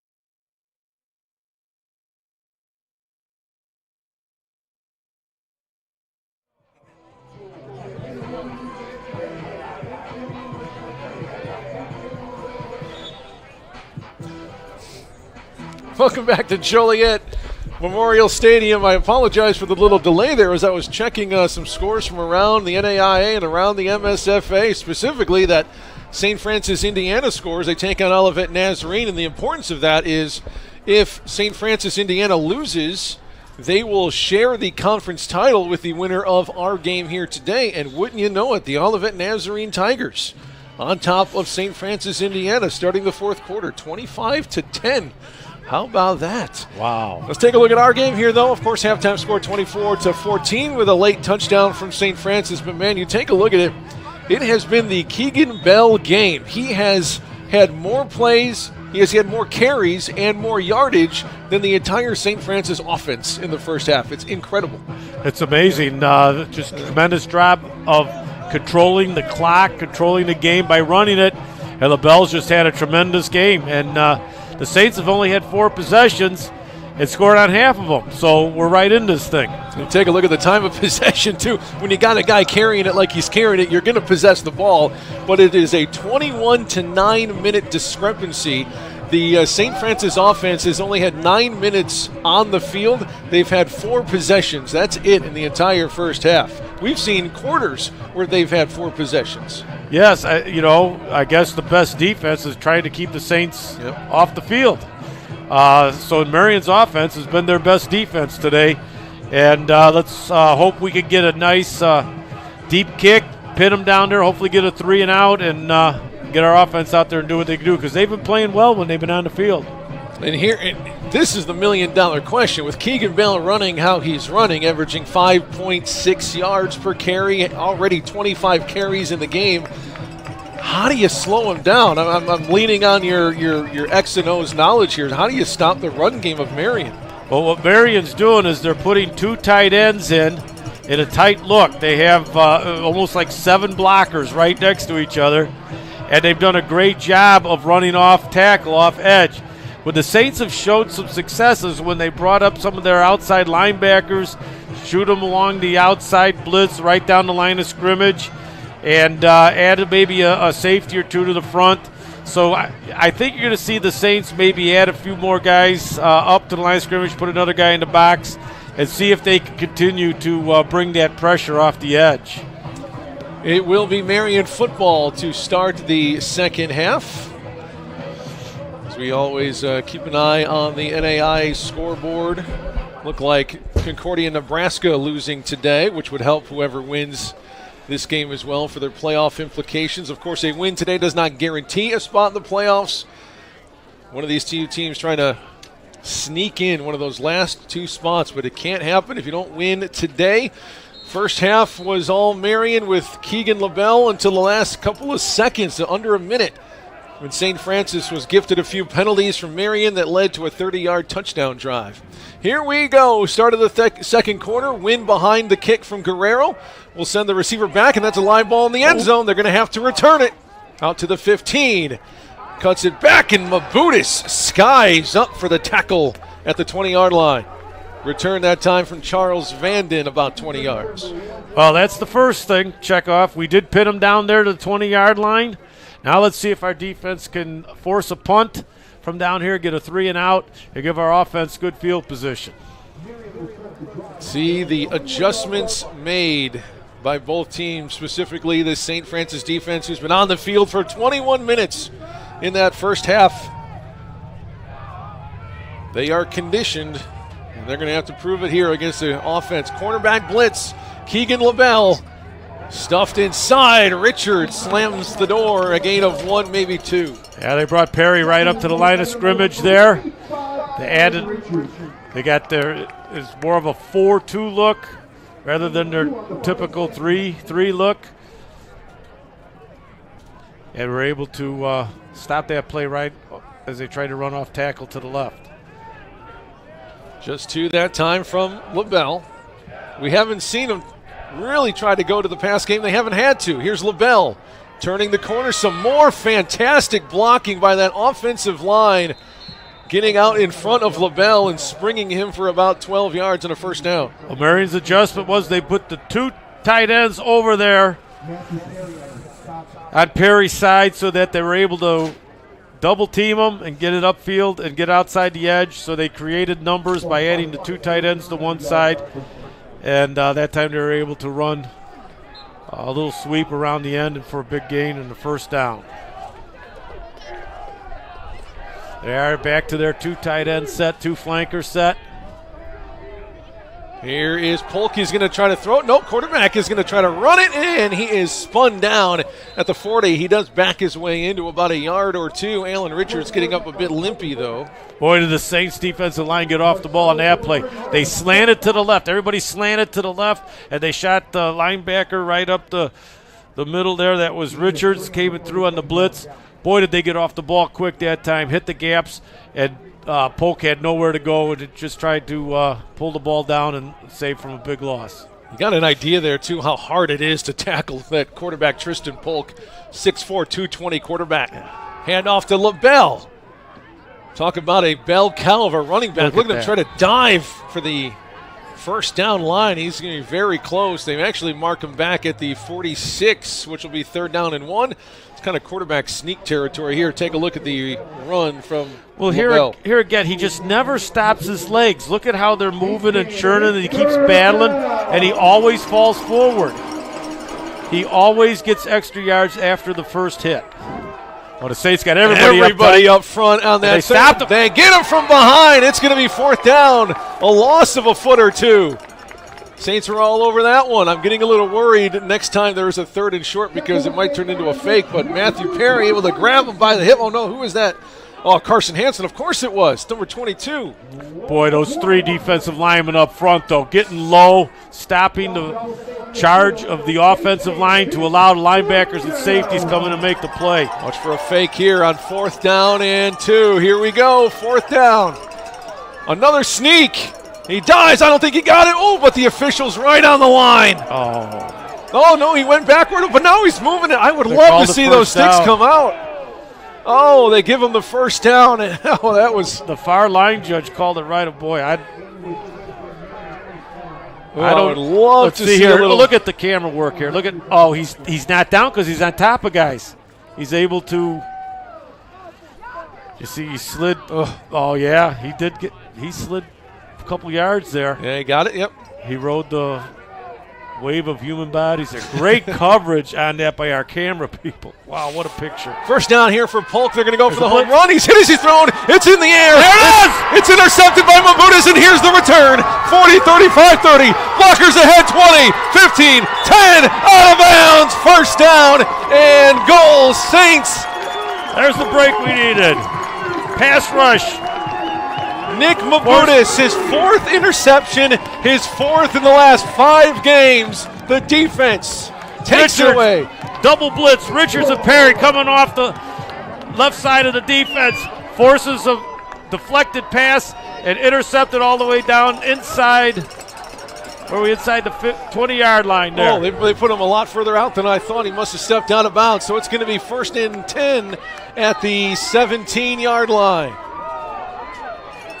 Here's Tumulty as the sun shines here in Memorial Stadium. Fake to Dan. There goes Sam up the hash. Leaping. 5. Touchdown, Tumulty!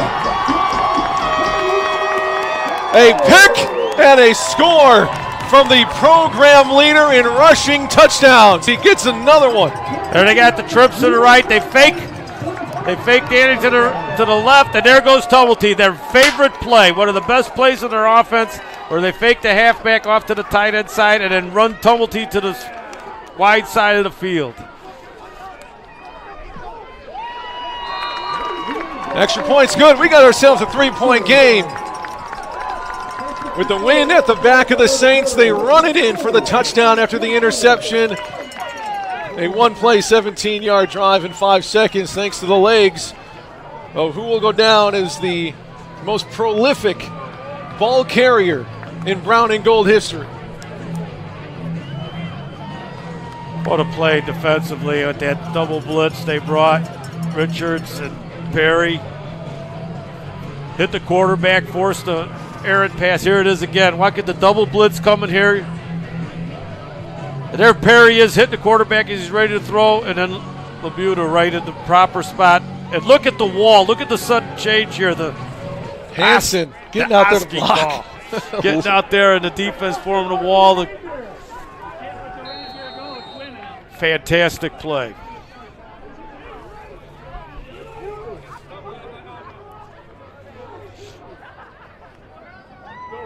Guerrero will angle the kick left, kick it 8 yards deep into the end zone. Vanden's going to run it out. Holy cow. He wants a play. He's tripped up and inside the 20. Interesting choice by Charles Vanden, a player just trying to make a play, but he's upended by Nate Schutz. Well, thank you very much. Ball kicked 8 yards deep, runs it out. Instead of getting it down to 25, we got him stopped on the 20, and this is where we started in the last series. Yep.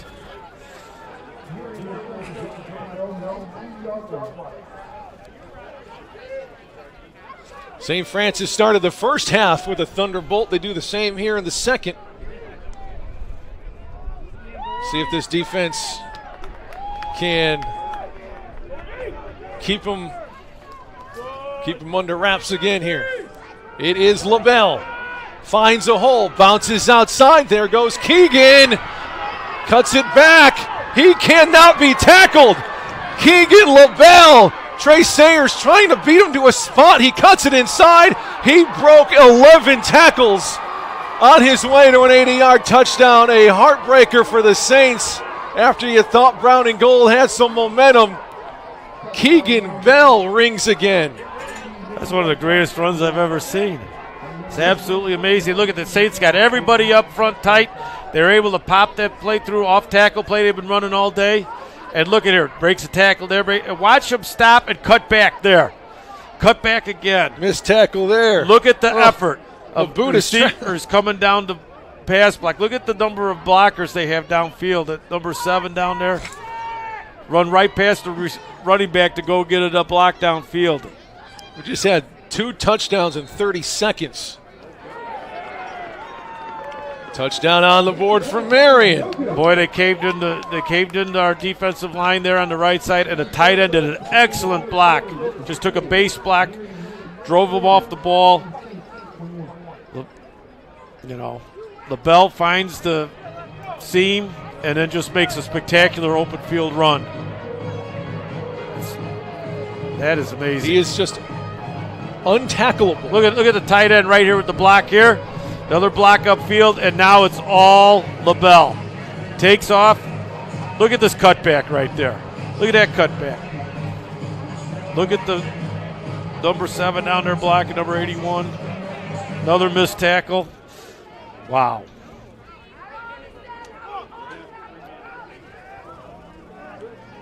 Well, that's a range of emotion for 30 seconds. How you feeling? Oh, my gosh. My goodness. You're up, you're down, you're all around. Well, let's get our offense out there. Yep.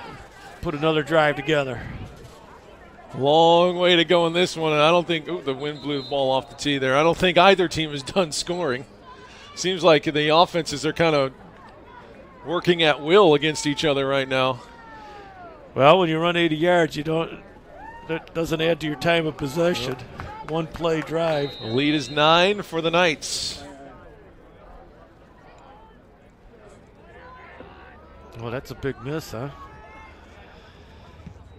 They're going to keep it out of Tumulty's hands still, and it will be loose. Thankfully, Gavin Day just covers it up at the 28-yard line. Yeah, I was talking so much about that run. That missed extra point's huge. Yep. There it is again. You see Gavin try to pick it up, but once you bobble it once, you just get down on that ball. Well, I like seeing Gavin in that position because kick it into the wind. He's got a chance to get his hands on a couple balls there, and we saw what happened previously when he made a big run just before half.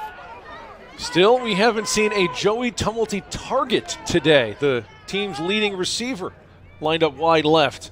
Sam on the run. Quarterback run the entire way. He sees a little bit of a hole there. Breaks up a 14, maybe 15-yard carry for a first down. Again, these offenses are just rolling here. Well, they're playing man-to-man. You can see them playing man-to-man all down here, Joey, and they were able to get a good seal block up top. Look at that outside zone. They were able to chip up to the second level. Joey, and of course, with Sam running the ball, with his quickness, boy, he just picked up a good first down there. As we got the tight end of the boundary. This is one of their best formations. Play action to Dan. Sam checks it down to McLaren. Chopped down at the 48-yard line. He'll pick up 4, maybe 5 there. It's a great check down. You fake to McLaren and then throw to McLaren. Fakes, check down, nobody there. Now you're getting the ball in the hands of a good running back. Good read by Sam there. Nothing downfield. I'm very impressed with the man-to-man coverage by Marian. They've done a great job of covering the Saints receivers. A run for 4, trying to get to that first down line. Not quite there. Again, you fake it to the running back, and then you got Sam keeping it, running it back to the trip side of the formation, the wide side. So you can feature McLaurin to the short side and Sam to the wide side, and then you got your play action off it. Dan McLaren, the first Saint player with more than 1 reception today. Trips out to the right here on 3rd down and 1. They're going to run it left. McLaren, the lead blocker. Sam's going to turn it upfield, and he will pick up a first down to the 42-yard line. They're not going to catch Sam from the backside. He came right down the line, and there's no way. Watch, right here, you see him hustling down the line. It's their best defensive player for Marian, but he can't catch Sam with his quickness. As he gets to the edge, he gets a first down.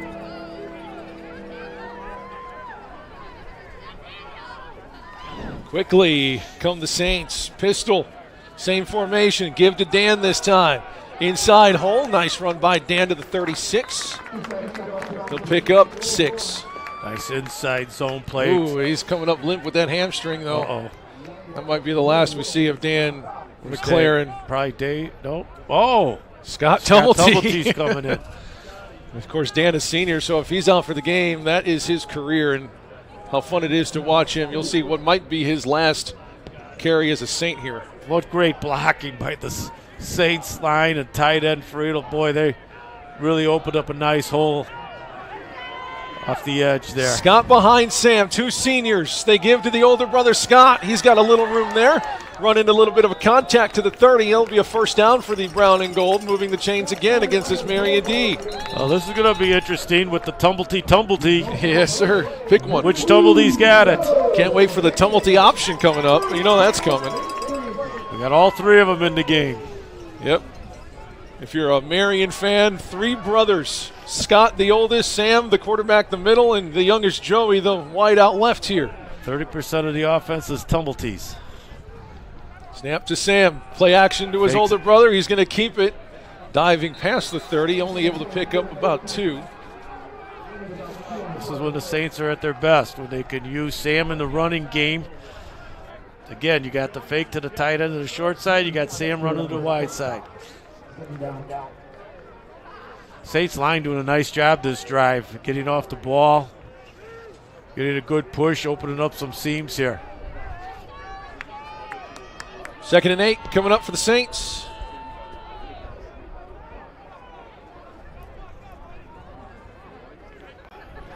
Joey still without a target. He's wide left. They got their best corner on him. Make that Dwight Lewis. They're going to look to him this time, though. I think, nope, they check it down to Scotty. He's got it catching a first. He'll trot out of bounds, content with moving the chains for the Saints. Scott Tumulty, just his 3rd catch of the season now out of the backfield. When they're playing man-to-man, the linebacker has to pick up Scott Tumulty coming out of the backfield. So when you fake to him and then release him, boy, it's very difficult to find him in the passing game, and a little 5-yard pass turns into a big gain. Friedel shuffles right, give to Scott, right up the hash marks goes the eldest Tumulty to the 15, make it the 16-yard line, pick up a 4. Boy, their running styles are so similar, aren't they, the 2 brothers? Look at him. Look at the great footwork here by Scott. Look at their short step, choppy steps, breaks to his left, little jump cut, gets up in it, gets good gain. We talked about Sam Tumulty and his place at the top of many rushing records for St. Francis. Scott at the top of the career kick return and career punt return yards lists. See if Friedel motions to the short side again. Nope. Give to Scott. Cuts it back up the hash. Pass to the 10. That should, they mark him at the 11. Man, I really thought he fell to the 10, but they're going to say 3rd down and 1. See it again here. Boy, look at it again where he makes a cut, cuts back up inside underneath the defenders.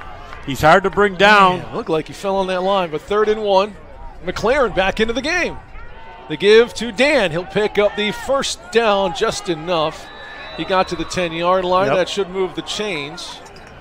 It does. 1st and goal for the Saints. 4:46 to go. Win at their back this quarter. Marian will have the win in the 4th. You see it again. Nice tough run by number 8, the senior. Scott, Sam, Dan, Hartsfield, all seniors on this offense. Des Jordan as well, whom we haven't seen. I think he had 1 catch in the first catch of the game, and that was it. Friddle slide back here. To Scott again. Oh, he had a nice block out by Friddle, but they called it dead and a false start on the Saints. Oh, I don't think we were set that over was there. Friddle's a heck of a blocker, man. You put him in motion, and the way that left side of the Saints line has been blocking, and you had Friddle to it off the motion there, giving the ball to Scotty. Look at the edge blocking we get here. Thought he had a touchdown there. Wiped off with the penalty. Saints, one of the least penalized teams in the country. Only about 50 yards in penalties per game. Marian coming in with 75 yards per game via penalty. Here's Friddle to the right. They give to Scott, but they sniff that one out. On 1st and goal from the 16, he only gets to the 15. It's going to be 2nd and goal from the 15-yard line. Number 97 was unblocked and read that play well. He did not chase the quarterback. You can see him come right up here.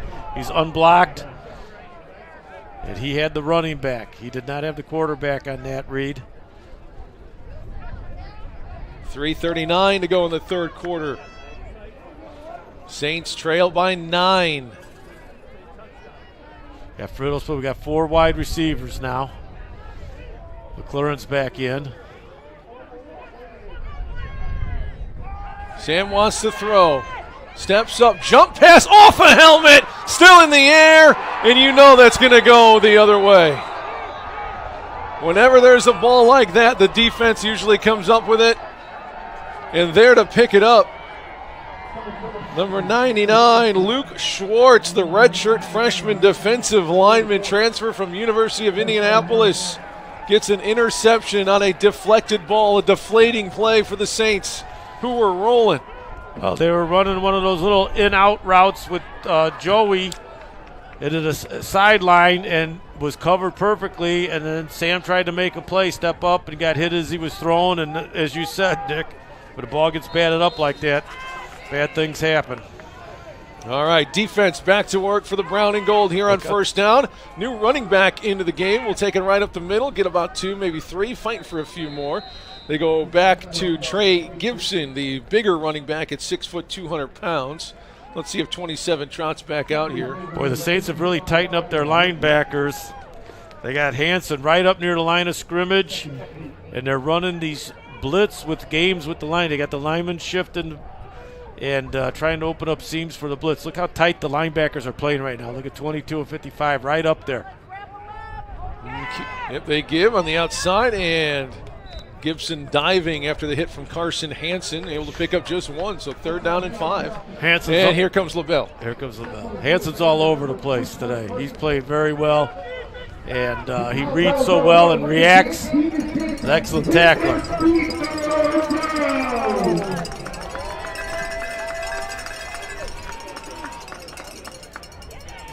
2:17 and counting here in the 3rd quarter. Big 3rd down coming up for the Marian Knights. Well, the Marians sure milk that play clock, don't they? They let it run down.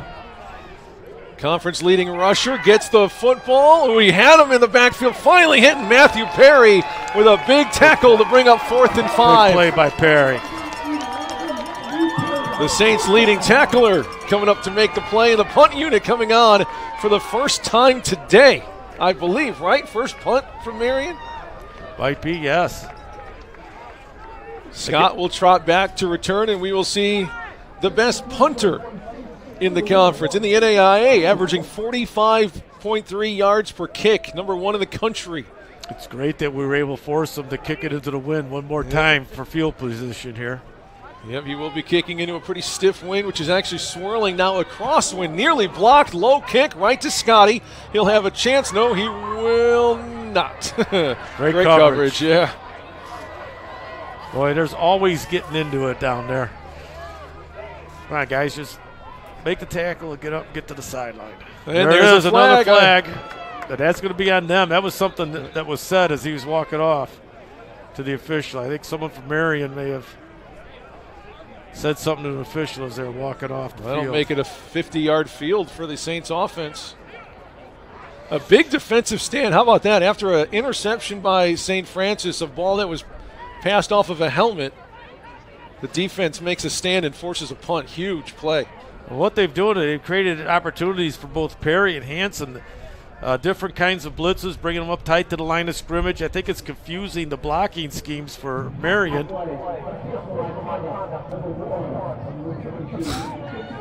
And again, they're just giving it. Oh, they called it on Scott. That's it. They did not give one to Marian. Wow. They called it on Scott Tumulty. I did not see that.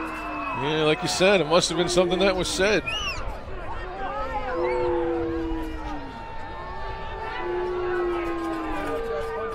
All right, a little bit more difficult with 1:16 to go here in the third quarter. The wind is shifting a bit. Now a bit of a cross breeze right to left for the Saints offense. A little frustration there. You got to control that, you know. Big game like this, every yard's so important. Sam run left, looking for a block from Dan. He's wrapped up from behind. Down he goes, only a yard there for Sam Tumulty. Nice play defensively by their leading tackler, Cade Houseman. Yeah, Houseman come storming down from the backside. Shows a lot of quickness, catches Tum from behind as the Marian front kind of stretched that play out, which allowed time for Hansen to chase him down. Under a minute to go in the quarter. Excuse me, Houseman. Yeah. Number 22, Houseman. Number 22, Hansen. Yeah, a lot of 22s on defense making plays today. Catch 22. Here's Sam to throw. Plenty of protection and room if he wants to go. Now he does go, but a great play. I thought he was going to bounce it out before, but a fantastic play made by the freshman out of Crawfordsville, Indiana, Wyatt Woodall. Thought he was going to bounce it out a little quicker than that. Yeah, so a great play because he was being blocked. Did he come off the block here? I think McClure tried to seal him there, and he was able to come off the block underneath and make the tackle.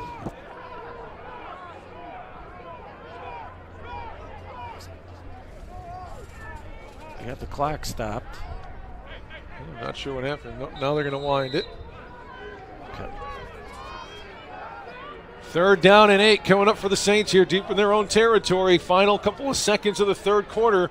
Pressure being shown by Marian. They're going to bring some extra pressure. Sam gets rid of it. He pretty much just threw that one away as he got a little bit too much pressure there at the end of the play. He's going to bring up 4th down.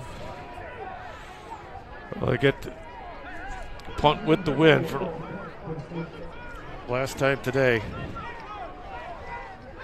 Look at the coverage by Marian. Look at that. Man-to-man, they are locked down on everybody. Adrian needs a big one here. And they've done a good job of containing Sam Tumulty as well when they are playing man. You think you run everybody off man-to-man and he could get some big plays with his feet. Gets one into the stream. The return will get him one good bounce. Nope. Takes a Marian hop. Ooh. It almost touched one of the Marian players, didn't it? Yeah, I don't think he heard the poison call to get away. Let's see it again. See if we see something here. Nice high kick. Great punt, yeah. And look, it takes a little bounce back. Number 3. Oh, that was close. Mackay Van there, number 15, trying to plead his case a bit. Oh. Special team, no, okay. Defense still out there, but they're probably we're going to flip sides here out of the quarter. So at the end of 3, back and forth, third quarter, but The Marian Knights still hold a 9-point lead, 30-21 on the USF Sports TV network.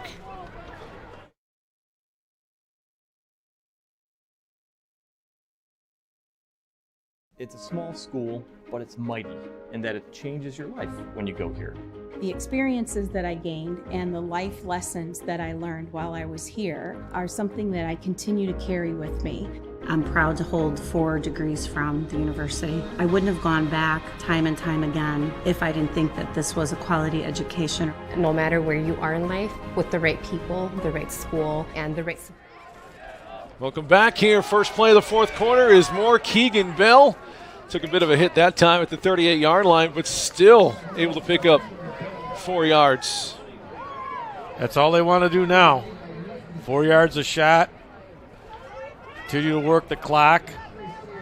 Keep the Saints on the sidelines, offense. Keegan Bell now over 250 yards rushing on 31 carries. And we got a quarter to go. He's having a career in a day.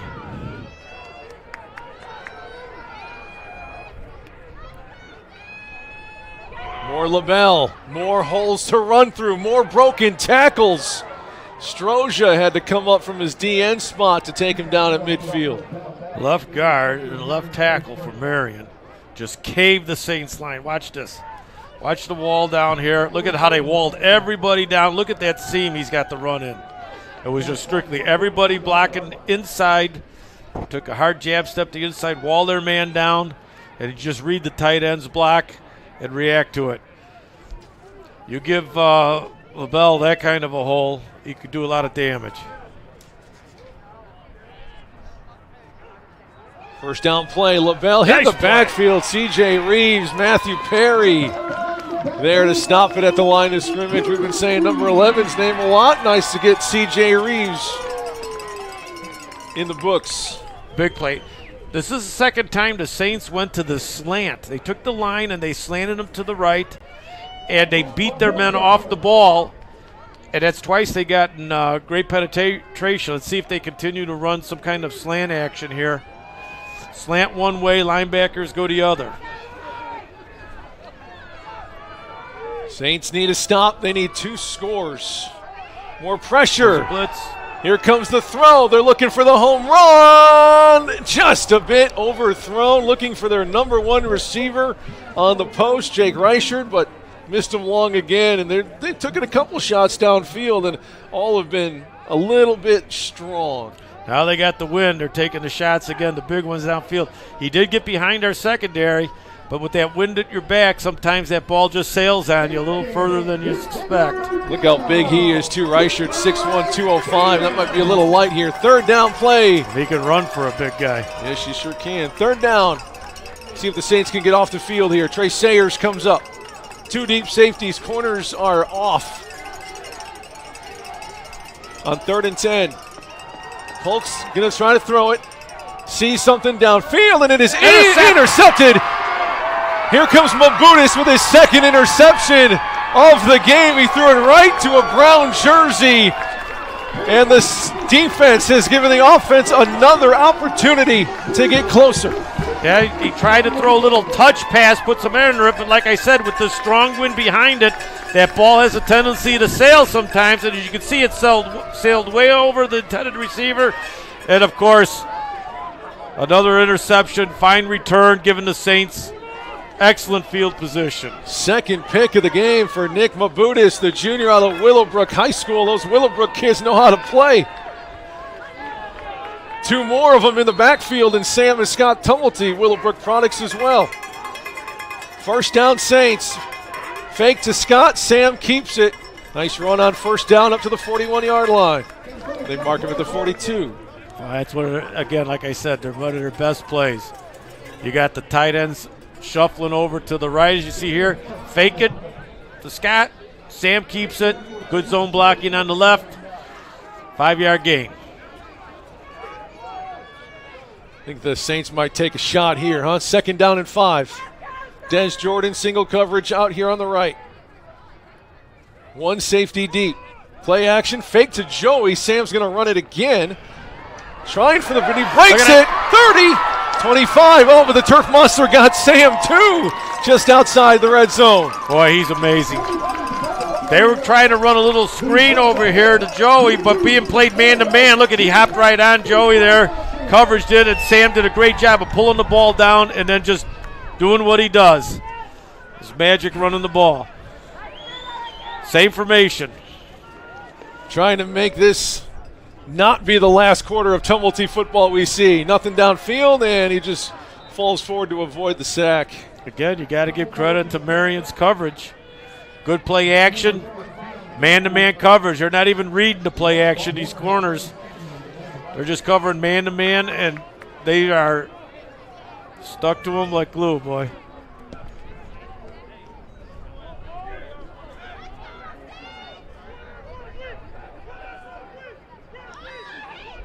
Sam with a gun. Scott next to him, snap, looking downfield. Tried the crossing route. That was dangerous, through behind Joey. Incomplete. One of the things when you play man-to-man, you like to run a lot of crossing routes and make those defenders guard you all the way across the field and maybe have to run through some screens to do it. This time we had two guys collide right here as they're across. See the man-to-man? There's the crisscross, and everybody kind of collides there on the crisscross. Sometimes you get a receiver breaking open free off of that. 11 minutes to go in the game. Saints still need 2 scores. See Sam run one here. Get some yards back. Looking to throw there it out. Goes. Nothing there. There He goes. Sam to the outside. Slowed down. Oh, he tried to. It was a forward fumble. He tried to lateral it to his brother Scott, and a flag comes in. Illegal forward pass. Oh. Lost it down on that? I think so, yes. High school it is. College, I'm not He sure. tried to lateral it to his older brother. That was the last game of the season play. He does not do that if this isn't the final regular season game. But are they going to judge it a fumble or a pass? That's a pass. He's trying to, I don't know if he's trying to make it look like a fumble over what, but that was that's what the Saints are claiming, that it's a fumble. Because, yeah, he was very close to the first down marker. I wonder if we can run that back one more time just to see where that happened. But, yeah, even if it is a fumble, I don't think he could advance it like that. No, but it would come back to. If it's an illegal forward pass, it's all the way back to the line of scrimmage, right? Yeah, well, it's a penalty, yeah. This would just be where it was recovered. If they rule it a fumble. It was at the 20, 16-yard line, so. Well, that's hard to tell. Yep, it is. Lost it down. 4th down. So it would not have, it was about 3 yards shy of the first down to gain line. So try and kick the field goal into the wind here.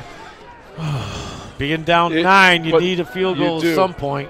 This would make it a 1-score game, which is huge.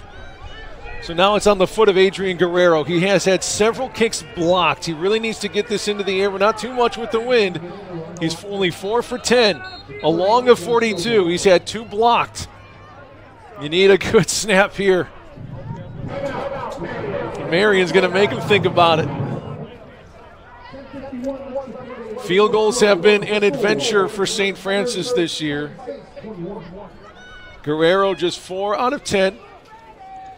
A long of 42. And this one will be right around 40 yards, right? Where's the line of scrimmage? Yeah, it looks like it's, well, yeah, it's about 39-yard, I think.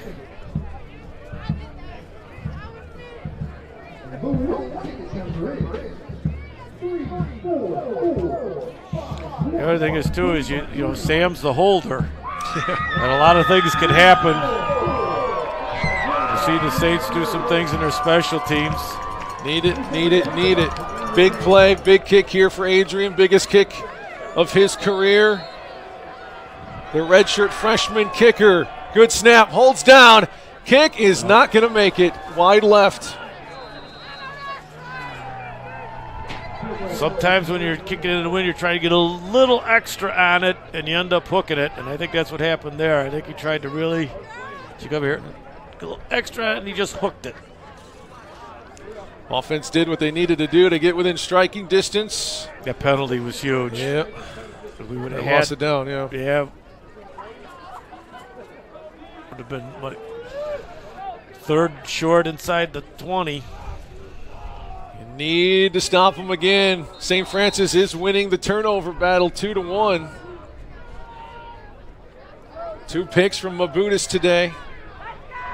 Showing a blitz. They'll bring a few extra to try to corral LaBelle. He'll get to the outside and pushed out of bounds, and a flag comes in. I think they were holding there at number 67, coming around the guard pulling. That was before the shove out of bounds. I don't think it was a late hit. I think it was on the run. Yeah, it was the pulling guard coming around. I think wrapped his arms around. It's 12 there. It's a tight end. The tight end, look, he's got a hold of his shoulder pads, pulling them down. 1st and 10, now 1st and 20-ish, depending on where that hold happened at. I think it happened in the backfield, huh? It was right at the line of scrimmage. A tight end. He's coming around. He's trying to hook the outside defender, and he ended up just grabbing his jersey outside on his shoulders. And anytime they see that hand come on the outside and grab the jersey, that's going to get called every time. Again, very tight linebackers here. LaBelle. Hansen's coming. Look at LaBelle operate to the outside. Shoot finally brings him down, but another 20-yard run from Keegan LaBelle. When you have your linebackers as tight and you're bringing them, the positive is you're making penetration. The negative is you don't have a lot of second-level pursuit. So if LaBelle does break the line of scrimmage, you don't have the linebacker sliding and pursuing toward him. So, but we're in a situation right now where we have to stop. You know, you take your little bit of a gamble, blitzing your linebackers. As long as they keep blitzing, they're going to be running to the outside. Low snap handled by Polk. He's going to run it himself. Perry trips him up down at the 34. It's a gain of just 3. How about LaBelle today? 33 carries, 279 yards, and 3 touchdowns. If you had Keegan LaBelle in your NAIA fantasy league, you had a good day. Yeah, they came in wanting to feature him and run the ball, and using the 2 tight end formation. They've had a lot of success. Number 27 there, Keegan LaBelle with Polk number 8. 2nd down and 7. This time they put flanker in motion out of the 2 tight end set. It's their number 1 wideout, Reichard. They go to LaBelle again. Good shoot it, and C.J. Reeves pancake. Looks like the ball came out, but St. Francis not getting the call on that one. It's going to be 3rd down. Again, I think the Saints slanted. You see Reeves beat the center to the gap. Look at Reeves slant. Look at him come right outside the center and right down the line. Again, Hansen makes a good play to bottle him up, and then here comes Reeves down. Saints have had success when they were slanting those linemen.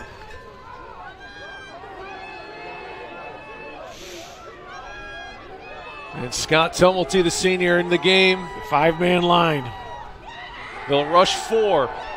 A crossing route is complete in the 1st down. Tripped up at the 47-yard line. That's going to move the chains for Marian. A huge 1st down from Drew Byerly, the tight end.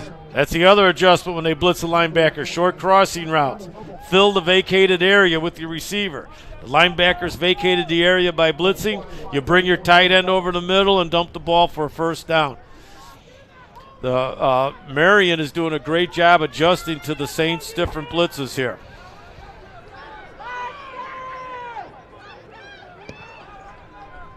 That's what happens when you got a Super Bowl winning coach on the sideline, huh? Here's LaBelle directing traffic in the backfield. Slid down, gain of just 1.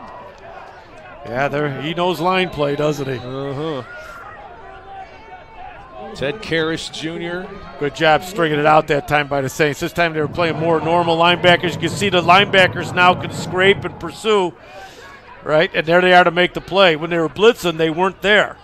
So now they were able to slide down and make the play. Timeout on the field with 7:28 to go. It's a 30-21 lead still. Marian holding on to that 9-point lead here in Joliet. Pretty young defense for Marian. But there you see Ted Karras, the 8th-year head coach, had 6 years in the start of this Marian program from starting around 2006, went off to some other jobs, and now in his 2nd year of his 2nd stint leading the Knights. Won a Super Bowl with the Washington football team back in 1987. His son Teddy won 2 Super Bowls with New England in 2017 and 2019. You want to talk about a football family from Indiana? It's them, the Karrases. Wow. And doesn't his team represent his personality? Say so. With the way they run the ball, the tough, deep man-to-man defense, and it's been pretty impressive. I think both teams have played very well today. It's been a great football game. Let's hope the Saints can hold them here and get another shot. 2nd down and 9. It's in LaBelle again. Still takes 2 or 3 Saints to get them down, but that's a successful stop for St. Francis given how this game has gone up to the 48-yard line. Brings up 3rd and 5 for the Knights, 7-14 and counting. Here it is. Many times he's carried the ball. I still can't get over how after the first hit he always makes positive yards after contact. I tell you, he's going to sleep well tonight and may need help getting out of bed tomorrow. What a day. Okay, all right. Yeah. He's taking some shots, man. He's taking some shots. He's going to be sore tomorrow. He's all-world running back today, 280 yards for number 27, Keegan LaBelle. He'll get another shot. Nope. Screen pass. It's incomplete. He never had his feet set off the play fake. 4th down, and the punt unit should come on, I believe, for Marian. I'm surprised at that play. Yeah. They're running it for 8 yards a carry with LaBelle. Yeah. And the pressure's coming off the edge all the time for the Saints. He never had a chance to get his feet set and make that throw because of the pressure off the edge. All right, we need a little tumble-team magic here. Scotty standing back at his 10-yard line. Wind at the back of the nation's best punter. He'll loft one in the air. Scott's going to get away from that one, and it'll take my goodness. It'll take a Marian hop and be down at the 3. Well, you talk about special teams earlier today, Nick, on the importance of it, and it's showing up in today's game, isn't it? Yep. The punting has been spectacular for Marian in the limited times they've done it, as you see right there. That is beautiful. Just hits it, goes straight sideways. I thought that was going out of the back of the end zone, but it took a sideways hop as if the punter, Miller, had it on a remote control. What a weapon. You got a punter that can do things like that. Scott Tumulty will be the feature back in the pistol out of the end zone for the Saints. Give to Scott, bouncing left. Tried to spin inside and only there for about a yard. Thought he might have had something there right here when he bounced out, but again, Marian, not staying in their positions, not getting out of his position, and right there to make the tackle. Scott can barely run off the field right now. He might have got spun up when he got tackled there and twisted something, but he'll come off. Not very happy. Sam, his younger brother, takes the snap, trying to throw from the end zone. Plenty of time. He has to hurry now. Flips it out to McLaren, but a flag is going to come in, and this big play likely going to come back as McLaren takes it to the 38-yard line. I think we had linemen downfield because of the development of that play. It was so long. I think we had some linemen downfield. Beautiful improvisation from Sam and Dan, but penalty will take it off the board.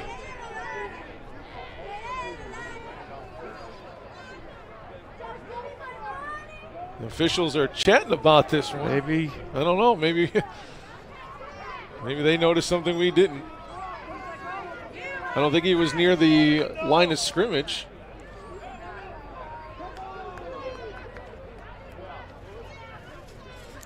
A lot of discussion here about it. Looks like we have another flag, too, over by the Marian, where the Marian defenders are standing, and maybe that comes into play. Well, number 35 Woodall is definitely assigned with spying Sam. He was spying the whole time, and then when he when he came up, Sam was able to avoid him and run that little shovel pass. They know where the ball ended.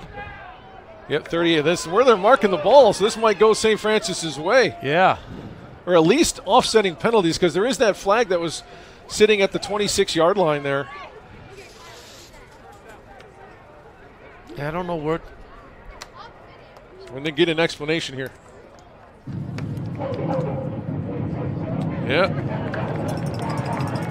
Oh, the only penalty was now a personal foul against, oh my goodness, a personal foul against Marian too. I didn't see anything of the sort. So there were 2 fouls on the play. Holding by Marian, declined because they took the play. And then there must have been an unnecessary rubber personal foul. Holy cow, look at them marching. We thought that was going to be a penalty against St. Francis, but 2 penalties on the same play on Marian puts it inside Knight territory. Do you see any? We saw a nice run here. I guess there was no downfield by an offensive lineman, but either case. There had to be something, yeah. St. Francis has good field position, but they got work to do as well. They need 2 scores. Sam wants to throw it, goes to the outside, finally finds Joey Tumulty. And out of bounds, picking up 5. First catch by Joey Tumulty today. That is a heck of a throw to throw from the far hash on the out route. He puts it right on the money.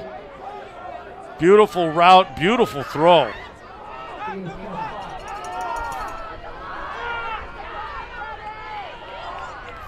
Four wide receivers. Sam crossing route, rolling right, throwing on the run, looking deep, and 2 flags come in. That's going to be against the defense. Yeah, they ran that little in and out route. Look at him grab little by the shoulder there.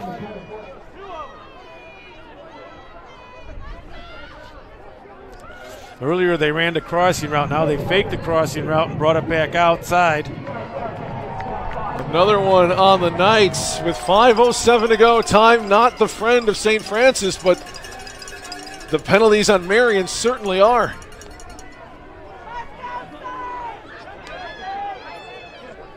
Puts the ball down at the 32-yard line. Should be first down. The down box again. Oh, no, they get it right there. 2-by-2 formation for the Saints. McLaren to the right of Sam. 3 linemen. They will rush the 3. Sam, time, fires right, has Little, caught out of bounds. Stopping the clock at the 27-yard line, a pickup of 5. And they will run the clock, I guess. Looked like he went out of bounds. Yeah, but he was coming back toward the line of scrimmage, so if you're coming back toward the line of scrimmage, you won't get stop the clock.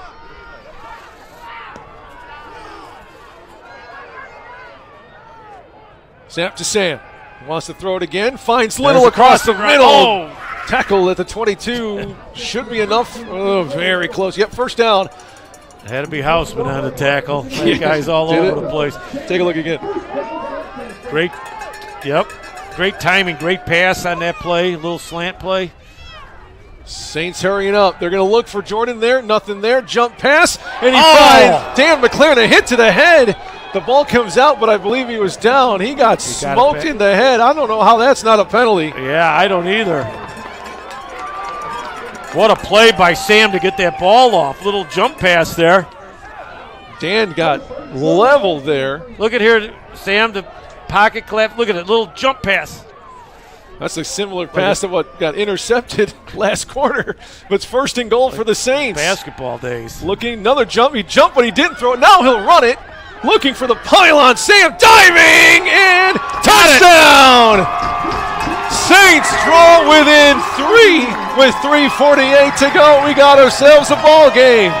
Well, that's the first. We had a fake jump pass. Jump pass. He's just living out there, doing what he does best. Just an amazing athlete. The things that he can do, and what a great series there. The lead is down to 3 for the Knights with 3:48 to go. Huge extra point. Snap good, hold down. A low kick, but it gets through. The lead is 2. Don't go anywhere. Watch Sam Tumulty because you might not see it again. Look at this. Fake. I'm going to jump pass. You see how number 97 jumped with him to try and block it, and then he was able to run around him for the touchdown. You are watching a special kind of offensive talent right there with Sam Tumulty. I don't think they drew the one up that way, but boy, what a great.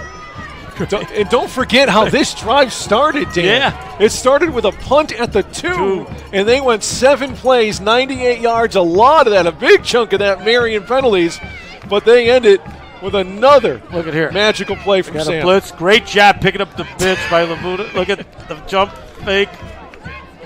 Unbelievable. Sam Tumulty, everybody. Amazing. We've seen some great athleticism today on both sides, haven't we? Great football. The Saints defense has forced 2 turnovers, 2 interceptions by Nick Mabudis. They're going to need one more. Are they going to try an onside kick here? I don't know. You have 2 timeouts and the 2-minute. You know, you have the 2-minute timeout. So basically the Saints have 3 timeouts left if you look at it that way. Saints have not tried an onside kick this year. I don't think they're going to do it here. I think if they could. Oh, a squib kick here to the 20 because they have everyone up. But if you can make something bounce around the 25. Yeah, he could dump this thing right about the 30. It's going to remain in play, but it kicked it right to the return man, Vanden. He's dangerous. They bottle him up. Great coverage, yes. 3-yard line. All right, the Saints defense needs at least a 3-and-out here because of how this Marian offense can run the football. Keegan LaBelle has been their bell cow.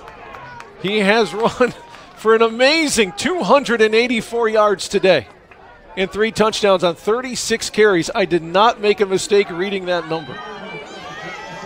Guy's amazing. See how much he has left in the tank now here in this last 341. They need a takeaway, I think. Here's LaBelle wrapped up in the back. C.J. Reeves drags him down by his shirt. Loss of 3. Could not have come at a better time for C.J. Reeves. A timeout called by the Saints. You use their timeouts. They come right back with that slant again. You watch. Look at the line slanting to the inside there. It comes from behind the center. The guard cannot reach him. Matthew Perry and the Saints telling the fans to get up and make some noise. I think what they're doing is wherever the halfback lines up, they slant the opposite side because he's always getting the ball and coming across the quarterback to get the ball. So they see the back to their right, they're going to slant to the left, and it's worked very well in the second half here. That's what you want to do, force them into passing situations here. Great play there. Because when the center goes to reach at his zone, Reeves is just right off his backside, going right across, stays right on the line of scrimmage. It catches a good running back from behind. And as we scoreboard watch here with 1 minute to go in the game, Olivet Nazarene leads St. Francis, Indiana by 8. So the winner of this game could end up with a co-championship if the Tigers hold on. 2nd down and 12. Hand off to LaBelle. Defense shifts. They hit the offensive lineman. Hit hard, and down it goes. No gain on the play. Pat Stroja comes up and makes the stop. 3rd down. They give him 2, actually. I don't know how he got 2 yards out of that, but it's going to be 3rd down. Look how they string this out. Look at Stroja stringing this play out. Gets rid of the tackle and makes a tremendous play. He just bench pressed that tackle off of him and came off it and made a great tackle. Clock winding. 3 minutes to go in the game. 3rd and 10. Biggest play of the year right now.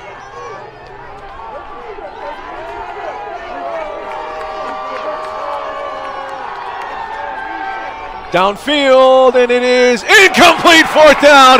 The tight end had his hand on it. Trey Sayers was there on the defense. Excellent coverage. That's their favorite route. 4 verticals right down the field, and we had great coverage. That's a difficult pass to throw. There's no way that he was going to make that completion with the coverage the Saints had. I don't know if they scripted the Tyson-Paul fight, but this is like a storybook right now. It's a battle. You could not have written it any better than this right now. Saints down by 2 and will get the ball with 2:45 to go pending this punt. The best punter in the nation nails one with the wind. Takes a high bounce. They will let it go out of bounds at the 22. The Saints will need to go 79 yards to win the game and keep their playoff hopes alive against a team that they have only won one game against. The Saints are 1-8 against the Knights. Well, I'll tell you what, not only did the Saints do a great job stopping them, they only gave up 1 minute 4 seconds on the clock. So to get the ball back with over 2:30 left, what a tremendous job by the Saints defense. Marian beat St. Francis 31-7 last time they played back in 2022. And here's Sam to throw. Plenty of time in protection. Another jump pass. Oh, nearly intercepted. He jumped through it to his younger brother, Joey. It was over his head. Thankfully, it falls harmlessly to the turf. Logan Carrington, the cornerback, was there to almost intercept it. Second down and 10. I'd like to see Sam keep his feet on the ground a little more. He's getting a little confident with that, huh? Corners are off. Safeties are in. Here is Sam to throw again. There he goes. He's going to try to run. He flips it out to Dan, and it's incomplete again. I thought he would run it. I think he turned right into the umpire that time.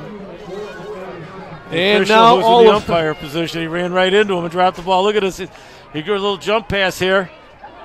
Look at right there. The umpire's right there, and I think that got in his way, took his line of vision away. Sam Tumulty's the career leader in rushing yards and rushing touchdowns. I am not mad if he wants to run the ball. Here's third down and 10. So quick. No, he's going to throw. It's intercepted. No. Pick six. Nope. Out of bounds. Intercepted.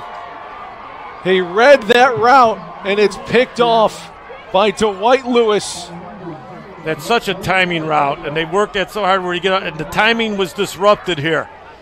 As he looked one way and then he's coming back, and he had a roll out to his right, which just took a little bit of the timing off that box, particularly to the short side. There's not as much field to defend on the short side, so if you don't get that ball off right away by rolling to his right, gave the defender time to step up in front of it. Saints have one timeout left. It's first and goal for Marian.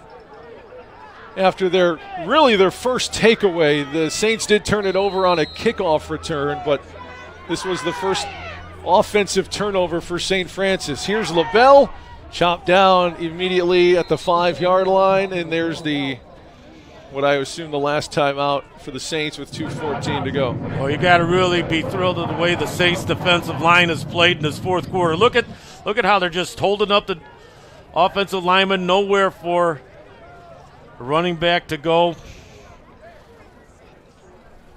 And now if you're the Saints, it's just you're hoping for a miracle here at this point. A fumble that just bounces the right way, and you kind of see Sam walking by himself over to the tent. Hey, force a field goal attempt. You know, now you're looking at a 5-point game is all. Force a field goal attempt. And now you see Sam. Shot back, Sam. You see Sam actually looking down at the iPads, kind of checking the play and seeing what he missed there, I think. Well, we're out of timeouts. After this play, we're going to get another timeout with the 2-minute warning. Yep. So if we could stop them here, they get a timeout and it stop again and force the field goal. We have a shot. You've seen how quickly we were able to score several times today. Power eye.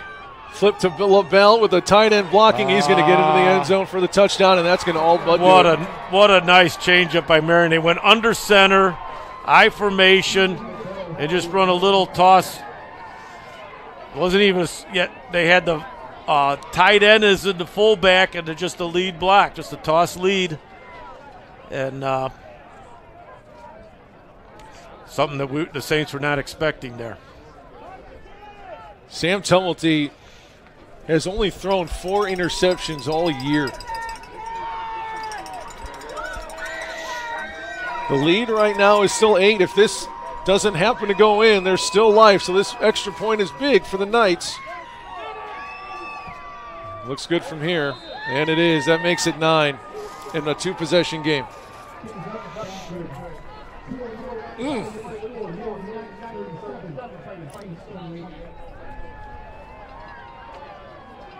What an amazing, amazing college career for the two eldest Tumulties. Scotty coming over during COVID year, was supposed to play out at Augustana. They did not play that year, so he wanted to play. Where is he going to go? Well, somehow, some way, he came here to St. Francis, and when he did that, his freshman year was an amazing as a defensive back and return man. And when he did that, he brought his little brother, who I think everyone knew was a pretty good player, but I don't think that everyone knew he would come in here and break every rushing record on the books for St. Francis. There's Scott Tumulty. He's going to try to return this ball, who looks like he can barely run at this point. Well, they're very talented young men, but I think the thing that's most impressive is their competitiveness, how hard they compete, how hard they prepare, you know, and they just never give up on any play at any time. And I think that's so special about them. And you take that along with their talent, and you can see why they've broken so many records and created so much excitement for all of us fans. Squibb to Dan. They flip it back to Scott. Say, here you go, brother. Holding that ball rather loose, but he goes out of bounds. Well, we will get a snap and then a timeout here.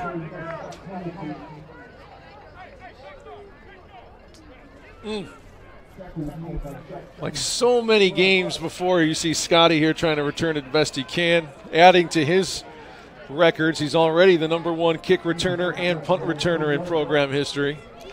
Look at Marian with the 4 defensive backs deep. Kind of playing, they're going to try and force everything to be thrown inside in the middle. 3 deep safeties, corners off. Sam throws. Short to Joey. He's finally in the books, trying to make something happen. That'll take us to our 2-minute warning. Yes, sir. Had it within 2 and the ball. But another punt by Marian was beautiful, and Sam trying to make a play, threw an interception there that led to the touchdown by Keegan LaBelle appropriately, as he has 4 touchdowns, does Keegan, with 290 rushing yards. Yeah, I think he just held on a little too long, you know, throwing the ball in the ball. He looked to his left first, where the 3 receivers were, came off of that, and then had a roll to his right, and by that time they were able to jump the route. And, you know, he's made so many great plays, you know. You can't, sometimes you don't doubt his belief that he can get the ball in there. And wouldn't you know it, Olivet Nazarene beat St. Francis, Indiana today, 39-31. So Marian is actually going to split this conference championship with the this league is amazing. The parity is unbelievable. And St. Francis, Indiana is going to go to the playoffs by way of that conference title, since they did beat Marian earlier this year off a fluke deflected play that an offensive lineman scored a touchdown on. As you see Sam check it down to Dan. This is the 36, going to be 3rd down and 4 with 1:50 to go. Let's get on the line here. Let's go. Got 2 plays called. This game's in Sam's hand now. He's calling the game now with the hurry-up offense. He's going to run it. First down, stops the clock. We could get up. I don't know if they'll clock it here to try and. Nope, we're going to go with a play. Calling a play, yeah. Very soft coverage, obviously, by Marian. Looking deep still, plenty of time. Here comes the pressure, checks it down to McLaren at a dive. An incomplete pass. Probably better that he didn't catch that. Yeah, I think so. The clock stops. 1:21 to go. I cannot believe that Olivet beat St. Francis, Indiana. You know, that may actually hurt the winner of this game, because that loss could cost them, you know, an at-large berth, because instead of St. Francis' record being a one-loss team. They're now a slightly weaker team in the eyes of the Raiders. Sam down the middle. Nice, let's go. Yep, nice play by Hartsfield to pick it up for 13. Yeah. Hartsfield's running over to that official, give him the ball. Let's get lined up. Get your play called before they start the clock. There's the start. We got the play called. 1:12 to go. I think you need to start taking shots here now that you're in plus territory. Here's Little. Oh. Hit immediately. Got to hustle. 1 yard there. Come on, let's. Ryan can barely run. That's the problem with that reception, is that it used up way too much time. 3 deep safeties. And flattened.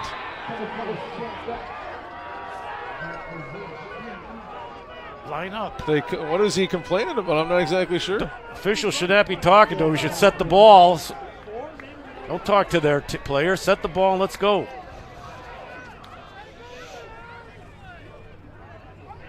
Third down and 13, 20 seconds to go. Tipped, incomplete.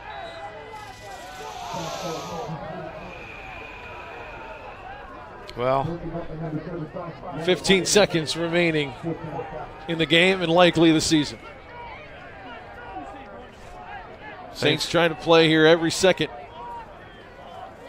That's their nature. Yep.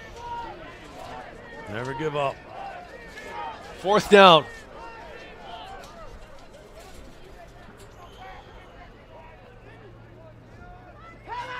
Fourth down and 13 here for the Saints at the 49. Here comes Sam, steps up in the pocket, spinning, and down he goes. Turnover on downs. And that's going to do it. And we're going to see the careers of 2 of some of the best players to ever put on a Saints uniform come to an end today. I mean, what a heck of a football game today, though. Both sides, the effort, they battled so hard. Hey, that guy, Sammy Tumblety, what a competitor, what a fine young man. Yep. What a player, what a battler. I just, you can't help it if you're a fan of St. Francis to be so proud of this group of guys and their coaching staff. And I believe like a 4.0 biology major, by the way, like incredibly smart as well. Of course he is. Right? They're going to put a knee in the ground, and that's going to take us to the end of a very exciting game as the head coach Curry and Karras shake some hands. I know Saints wanted this one. They had some amazing opportunities, and we got some pushing and shoving from some of the fans here in the stadium, but they're going to break that up pretty quick. An amazing performance by the Saints. They had it. They had it with a few minutes to go, within 2. But a costly pick there at the end is what really sealed the deal here. Well, you know, it's back and forth. Both teams, you know, played hard, played well. There's some mistakes on both sides, but what an outstanding college football game. You know, you think about all the stuff that's going on in football today with the NIL and the big conferences. This is about as pure football as you're going to find, Nick. Coming out and watching the Saints play and then playing in this league the way Marian played today, it is so enjoyable to watch and be a fan of this, and then to see the Tumblety brothers and the Saints play so hard this year. I'm just so proud of this group, and I just feel for Joe. You know, it's been a tough loss, but what a great year. And look at him give a hug to Keegan LaBelle. Like, hey, amazing game from that young man. And we will get some time with Coach Joe. He's always gracious with his time in victory or in defeat. He's going to get another congratulations from some other Marian players. I'm sure they've probably seen them on the recruiting trail as the years have gone on. But we'll go down to the field for Coach Curry. Coach, like every single game, that big game against good teams, it came down to one play, came down to one score. And, man, it was fun to watch your guys fight. Even though you came out on the losing end of it, it was the fight that your guys have shown was amazing. You got to give Marian credit, too. I mean, they did a heck of a job versus us today. They always had us on our heels. You know, Coach Sharp, you know this, is if you can't stop the run, you're going to be hurting on defense. So felt like they had a good scheme for us in the running game today, and and then, I love our guys. We fought hard down to the very end. We have the ball with 2:30 to go with a chance to go win it, and I would have taken that, and we just didn't make the play. So it's disappointing, but we'll keep our heads held high and we'll move on. Well, Joe, I'll tell you what. Yeah, they're 2 tight ends set. They did a excellent job, but so did you guys battling. And I gotta say, Joe, knowing you back when you were first hired here and what you've done with this program, the way these guys fight is a credit to you and your staff. It's a credit how you prepare them. It's a credit to the culture you set up here. And I know all of us who are Saint fans and have been part of the Saints program in the past are so proud of what you've done and what your kids have done.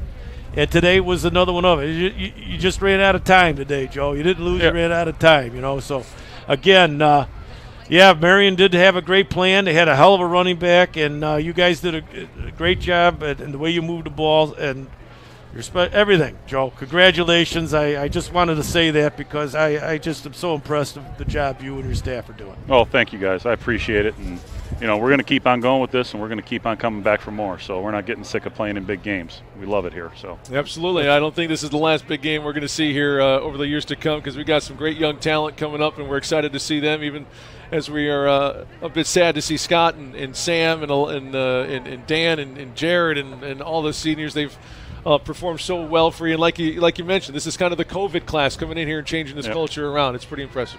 Yeah, it is. And I owe everything to those guys. It's been a hell of a ride. And, we'll take a day here to decompress a little bit, but really look back at all the memories that we've made here over the last 4 years and be pretty impressed with it. Absolutely. You can go talk to your team, right. Coach. We appreciate your time before and every Thanks, game. Joe. Thank you. Coach Curry down there, always generous. We appreciate it. A lot of coaches after a loss like that, we're like, I don't got time to talk, and because he knows who's listening. It's fans, it's alumni, it's parents, and when he gives time to us, that means he's given time to the players and families who have who've played in this program in the years past. So credit to him, no doubt about it. I know I don't really want to look at the numbers here, Coach Sharp, but kind of our job here. An amazing game on the ground for Keegan LaBelle. 40 carries today, 290 yards, 4 touchdowns, including an 81-yarder, 7.3 per carry. If you take out that 81-yard, and then I think he had another 50-yard in there, the average wasn't huge. The volume was enormous, but the average not huge. Tristan Polk, 6 for 14. He's only had to throw 14 passes today. And 2 interceptions, so 2 of those passes were interceptions to only 6 completions. So the St. Francis defense defended the pass well and did what they could with a pretty amazing running back. Well, it was. You put that good running back behind the line and those 2 tight ends, and the receivers did a great job blocking too. To think you scored 37 points and only had to throw the ball 14 times, that's amazing. But, no one, like you mentioned, the class that Joe had talking to us after the game and taking the time to, no one hurts more than he does, and those guys that they're really hurting right now. It's a tough loss. It's one of those situations that they're going to learn from. But his class that Joe and his staff have shows through the entire program, and I think that everyone, like I mentioned before, should be very proud of the Saints, and they're going to get better. He said we're going to take a day. The next day he's going to be recruiting. Exactly. He's going to be on the road, and they're going to get some more players, and with a lot of good guys, as you said, a good young team coming back. I think there's a lot of exciting things for the Saints next year. Absolutely. Sam Tumulty finishing today with 22 carries, 112 yards, and 3 more touchdowns today, which means he is the career leader in rushing touchdowns with 61. Do you know who's number 2 on that list, Coach? John Larson, 1987 to 1989, had 31. He's almost one more touchdown. He would double John Larson's total, who's at number 2 on that chart. It's unbelievable. This season he ends with 23 rushing touchdowns, which, of course, is the most ever in one season. Do you know who's number 2 and number 3 on that list with rushing touchdowns in a season? Sam. 3 seasons from him. The only guy that can beat Tumulty's record is Tumulty. Yeah, exactly right. And he's even pretty high on some passing yardage charts as well. Sam with over 5,600 yards, puts him in 4th place all-time in career passing yardage and in passing touchdowns as well. He is 4th on that list behind E.J. White, who was incredible if you remember him from 2010 to 2013. Don Butkus, John Goolsby as well. Scott Tumulty will end his career here at St. Francis on top of the kick return yardage with over 1,800 and punt return yardage in a career with close to 900 yards. In the total touchdowns and points, Sam Tumulty is at the top of those. So it was an absolute pleasure watching Scott and Sam the last 5 years not only play, but play together as a family. Like, how special is that? It's an amazing thing to watch one guy come in here and perform like he did, but to see it with not only 2 guys, but 2 guys who are brothers and operating as a family, it was special. It is special to see the brothers, the 2 of them. They'll be graduating, and Joey also playing with them. That's a sophomore. It's got to be special. I'm sure their parents are very proud, and they'll be getting together next Thursday for some Thanksgiving, a week from Thursday for Thanksgiving, and they'll share all the memories that they've had playing together. It's always great to be together as siblings, but then to be on the same team together, and credit the Saints staff for building an offense around his talents too. Yeah. He's done some remarkable things, but McCarthy put together an offense that really showed what he could do, and he made the people around him better as well. Sam did it, and then of course Scott had battled some injuries of late, but he was the leader of that defense, when he was out there. So 2 guys will be greatly missed, but the example they have set will bode well for the rest of the guys. As you see Matt McCarthy there addressing his offense, and of course Scott and Sam, not the only seniors leaving us. Des Jordan, who's been with the program obviously for 4 years, but had the best year of his career this year, finishing with 24 catches and just over 500 yards of receiving yardage. Dan McLaren battled injuries last few years. He will end his career as well with another great year this year. Jared King, Jason Hartsfield, the senior receiver, Luis Torres, James Zillinger, the running back, Roby Thelusime, the defensive end, and on the offensive line, who's been a key player there for 4 years, Ashton Sorgia, the senior out of Brighton High School, played all over the offensive line and really was the constant on the offensive line, their leader. It's going to be sad to see Ashton go after a tremendous career on the Saints offensive line. Oh, he was fabulous, and I'll tell you what, that whole line really gelled this year. They played so well together, with the Saints averaging close to 40 points a game. You got to look at those guys up front, and they did a tremendous job along with his leadership, that's for sure. Absolutely. Big thanks to Brendan and Jessica. The best. You guys don't even know the effort that this crew, not only Brendan and Jessica, but Derek and Sam and Ed and Ren and Anderson, Andrew, who get here at 7:30 in the morning. They will stay here for another few hours packing up everything. It's not easy to put together the broadcast they do, but you wouldn't know it because they make it look so easy. The best. I tell you what, tomorrow we'll watch pro games. We won't see better telecast than you see here today. They are awesome. When we have any kind of replay, they're right on it. Johnny on the spot and give us great pictures.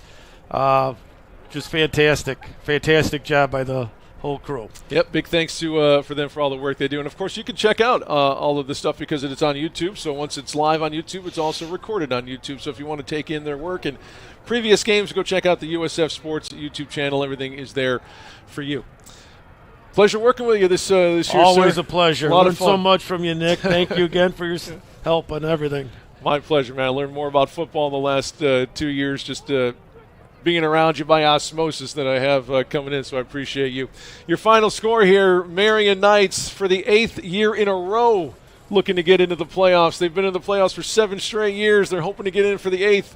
Their opportunity does remain open with a win today, 37-28. The Saints end the year 7-3 and 3-2 in the conference. Joe Curry ends his 13th year as the head coach with a 70-62 record. Big thanks to Dave Laquetta. Miss Laquetta is here as well. Everyone with the Sports Information Department and the university here at the University of St. Francis. For Brendan and Jessica and Derek and Sam and Ed and Red and Andrew, my name's Nick Jacobs. Have a great rest of your weekend, and we will see you next season. Take care.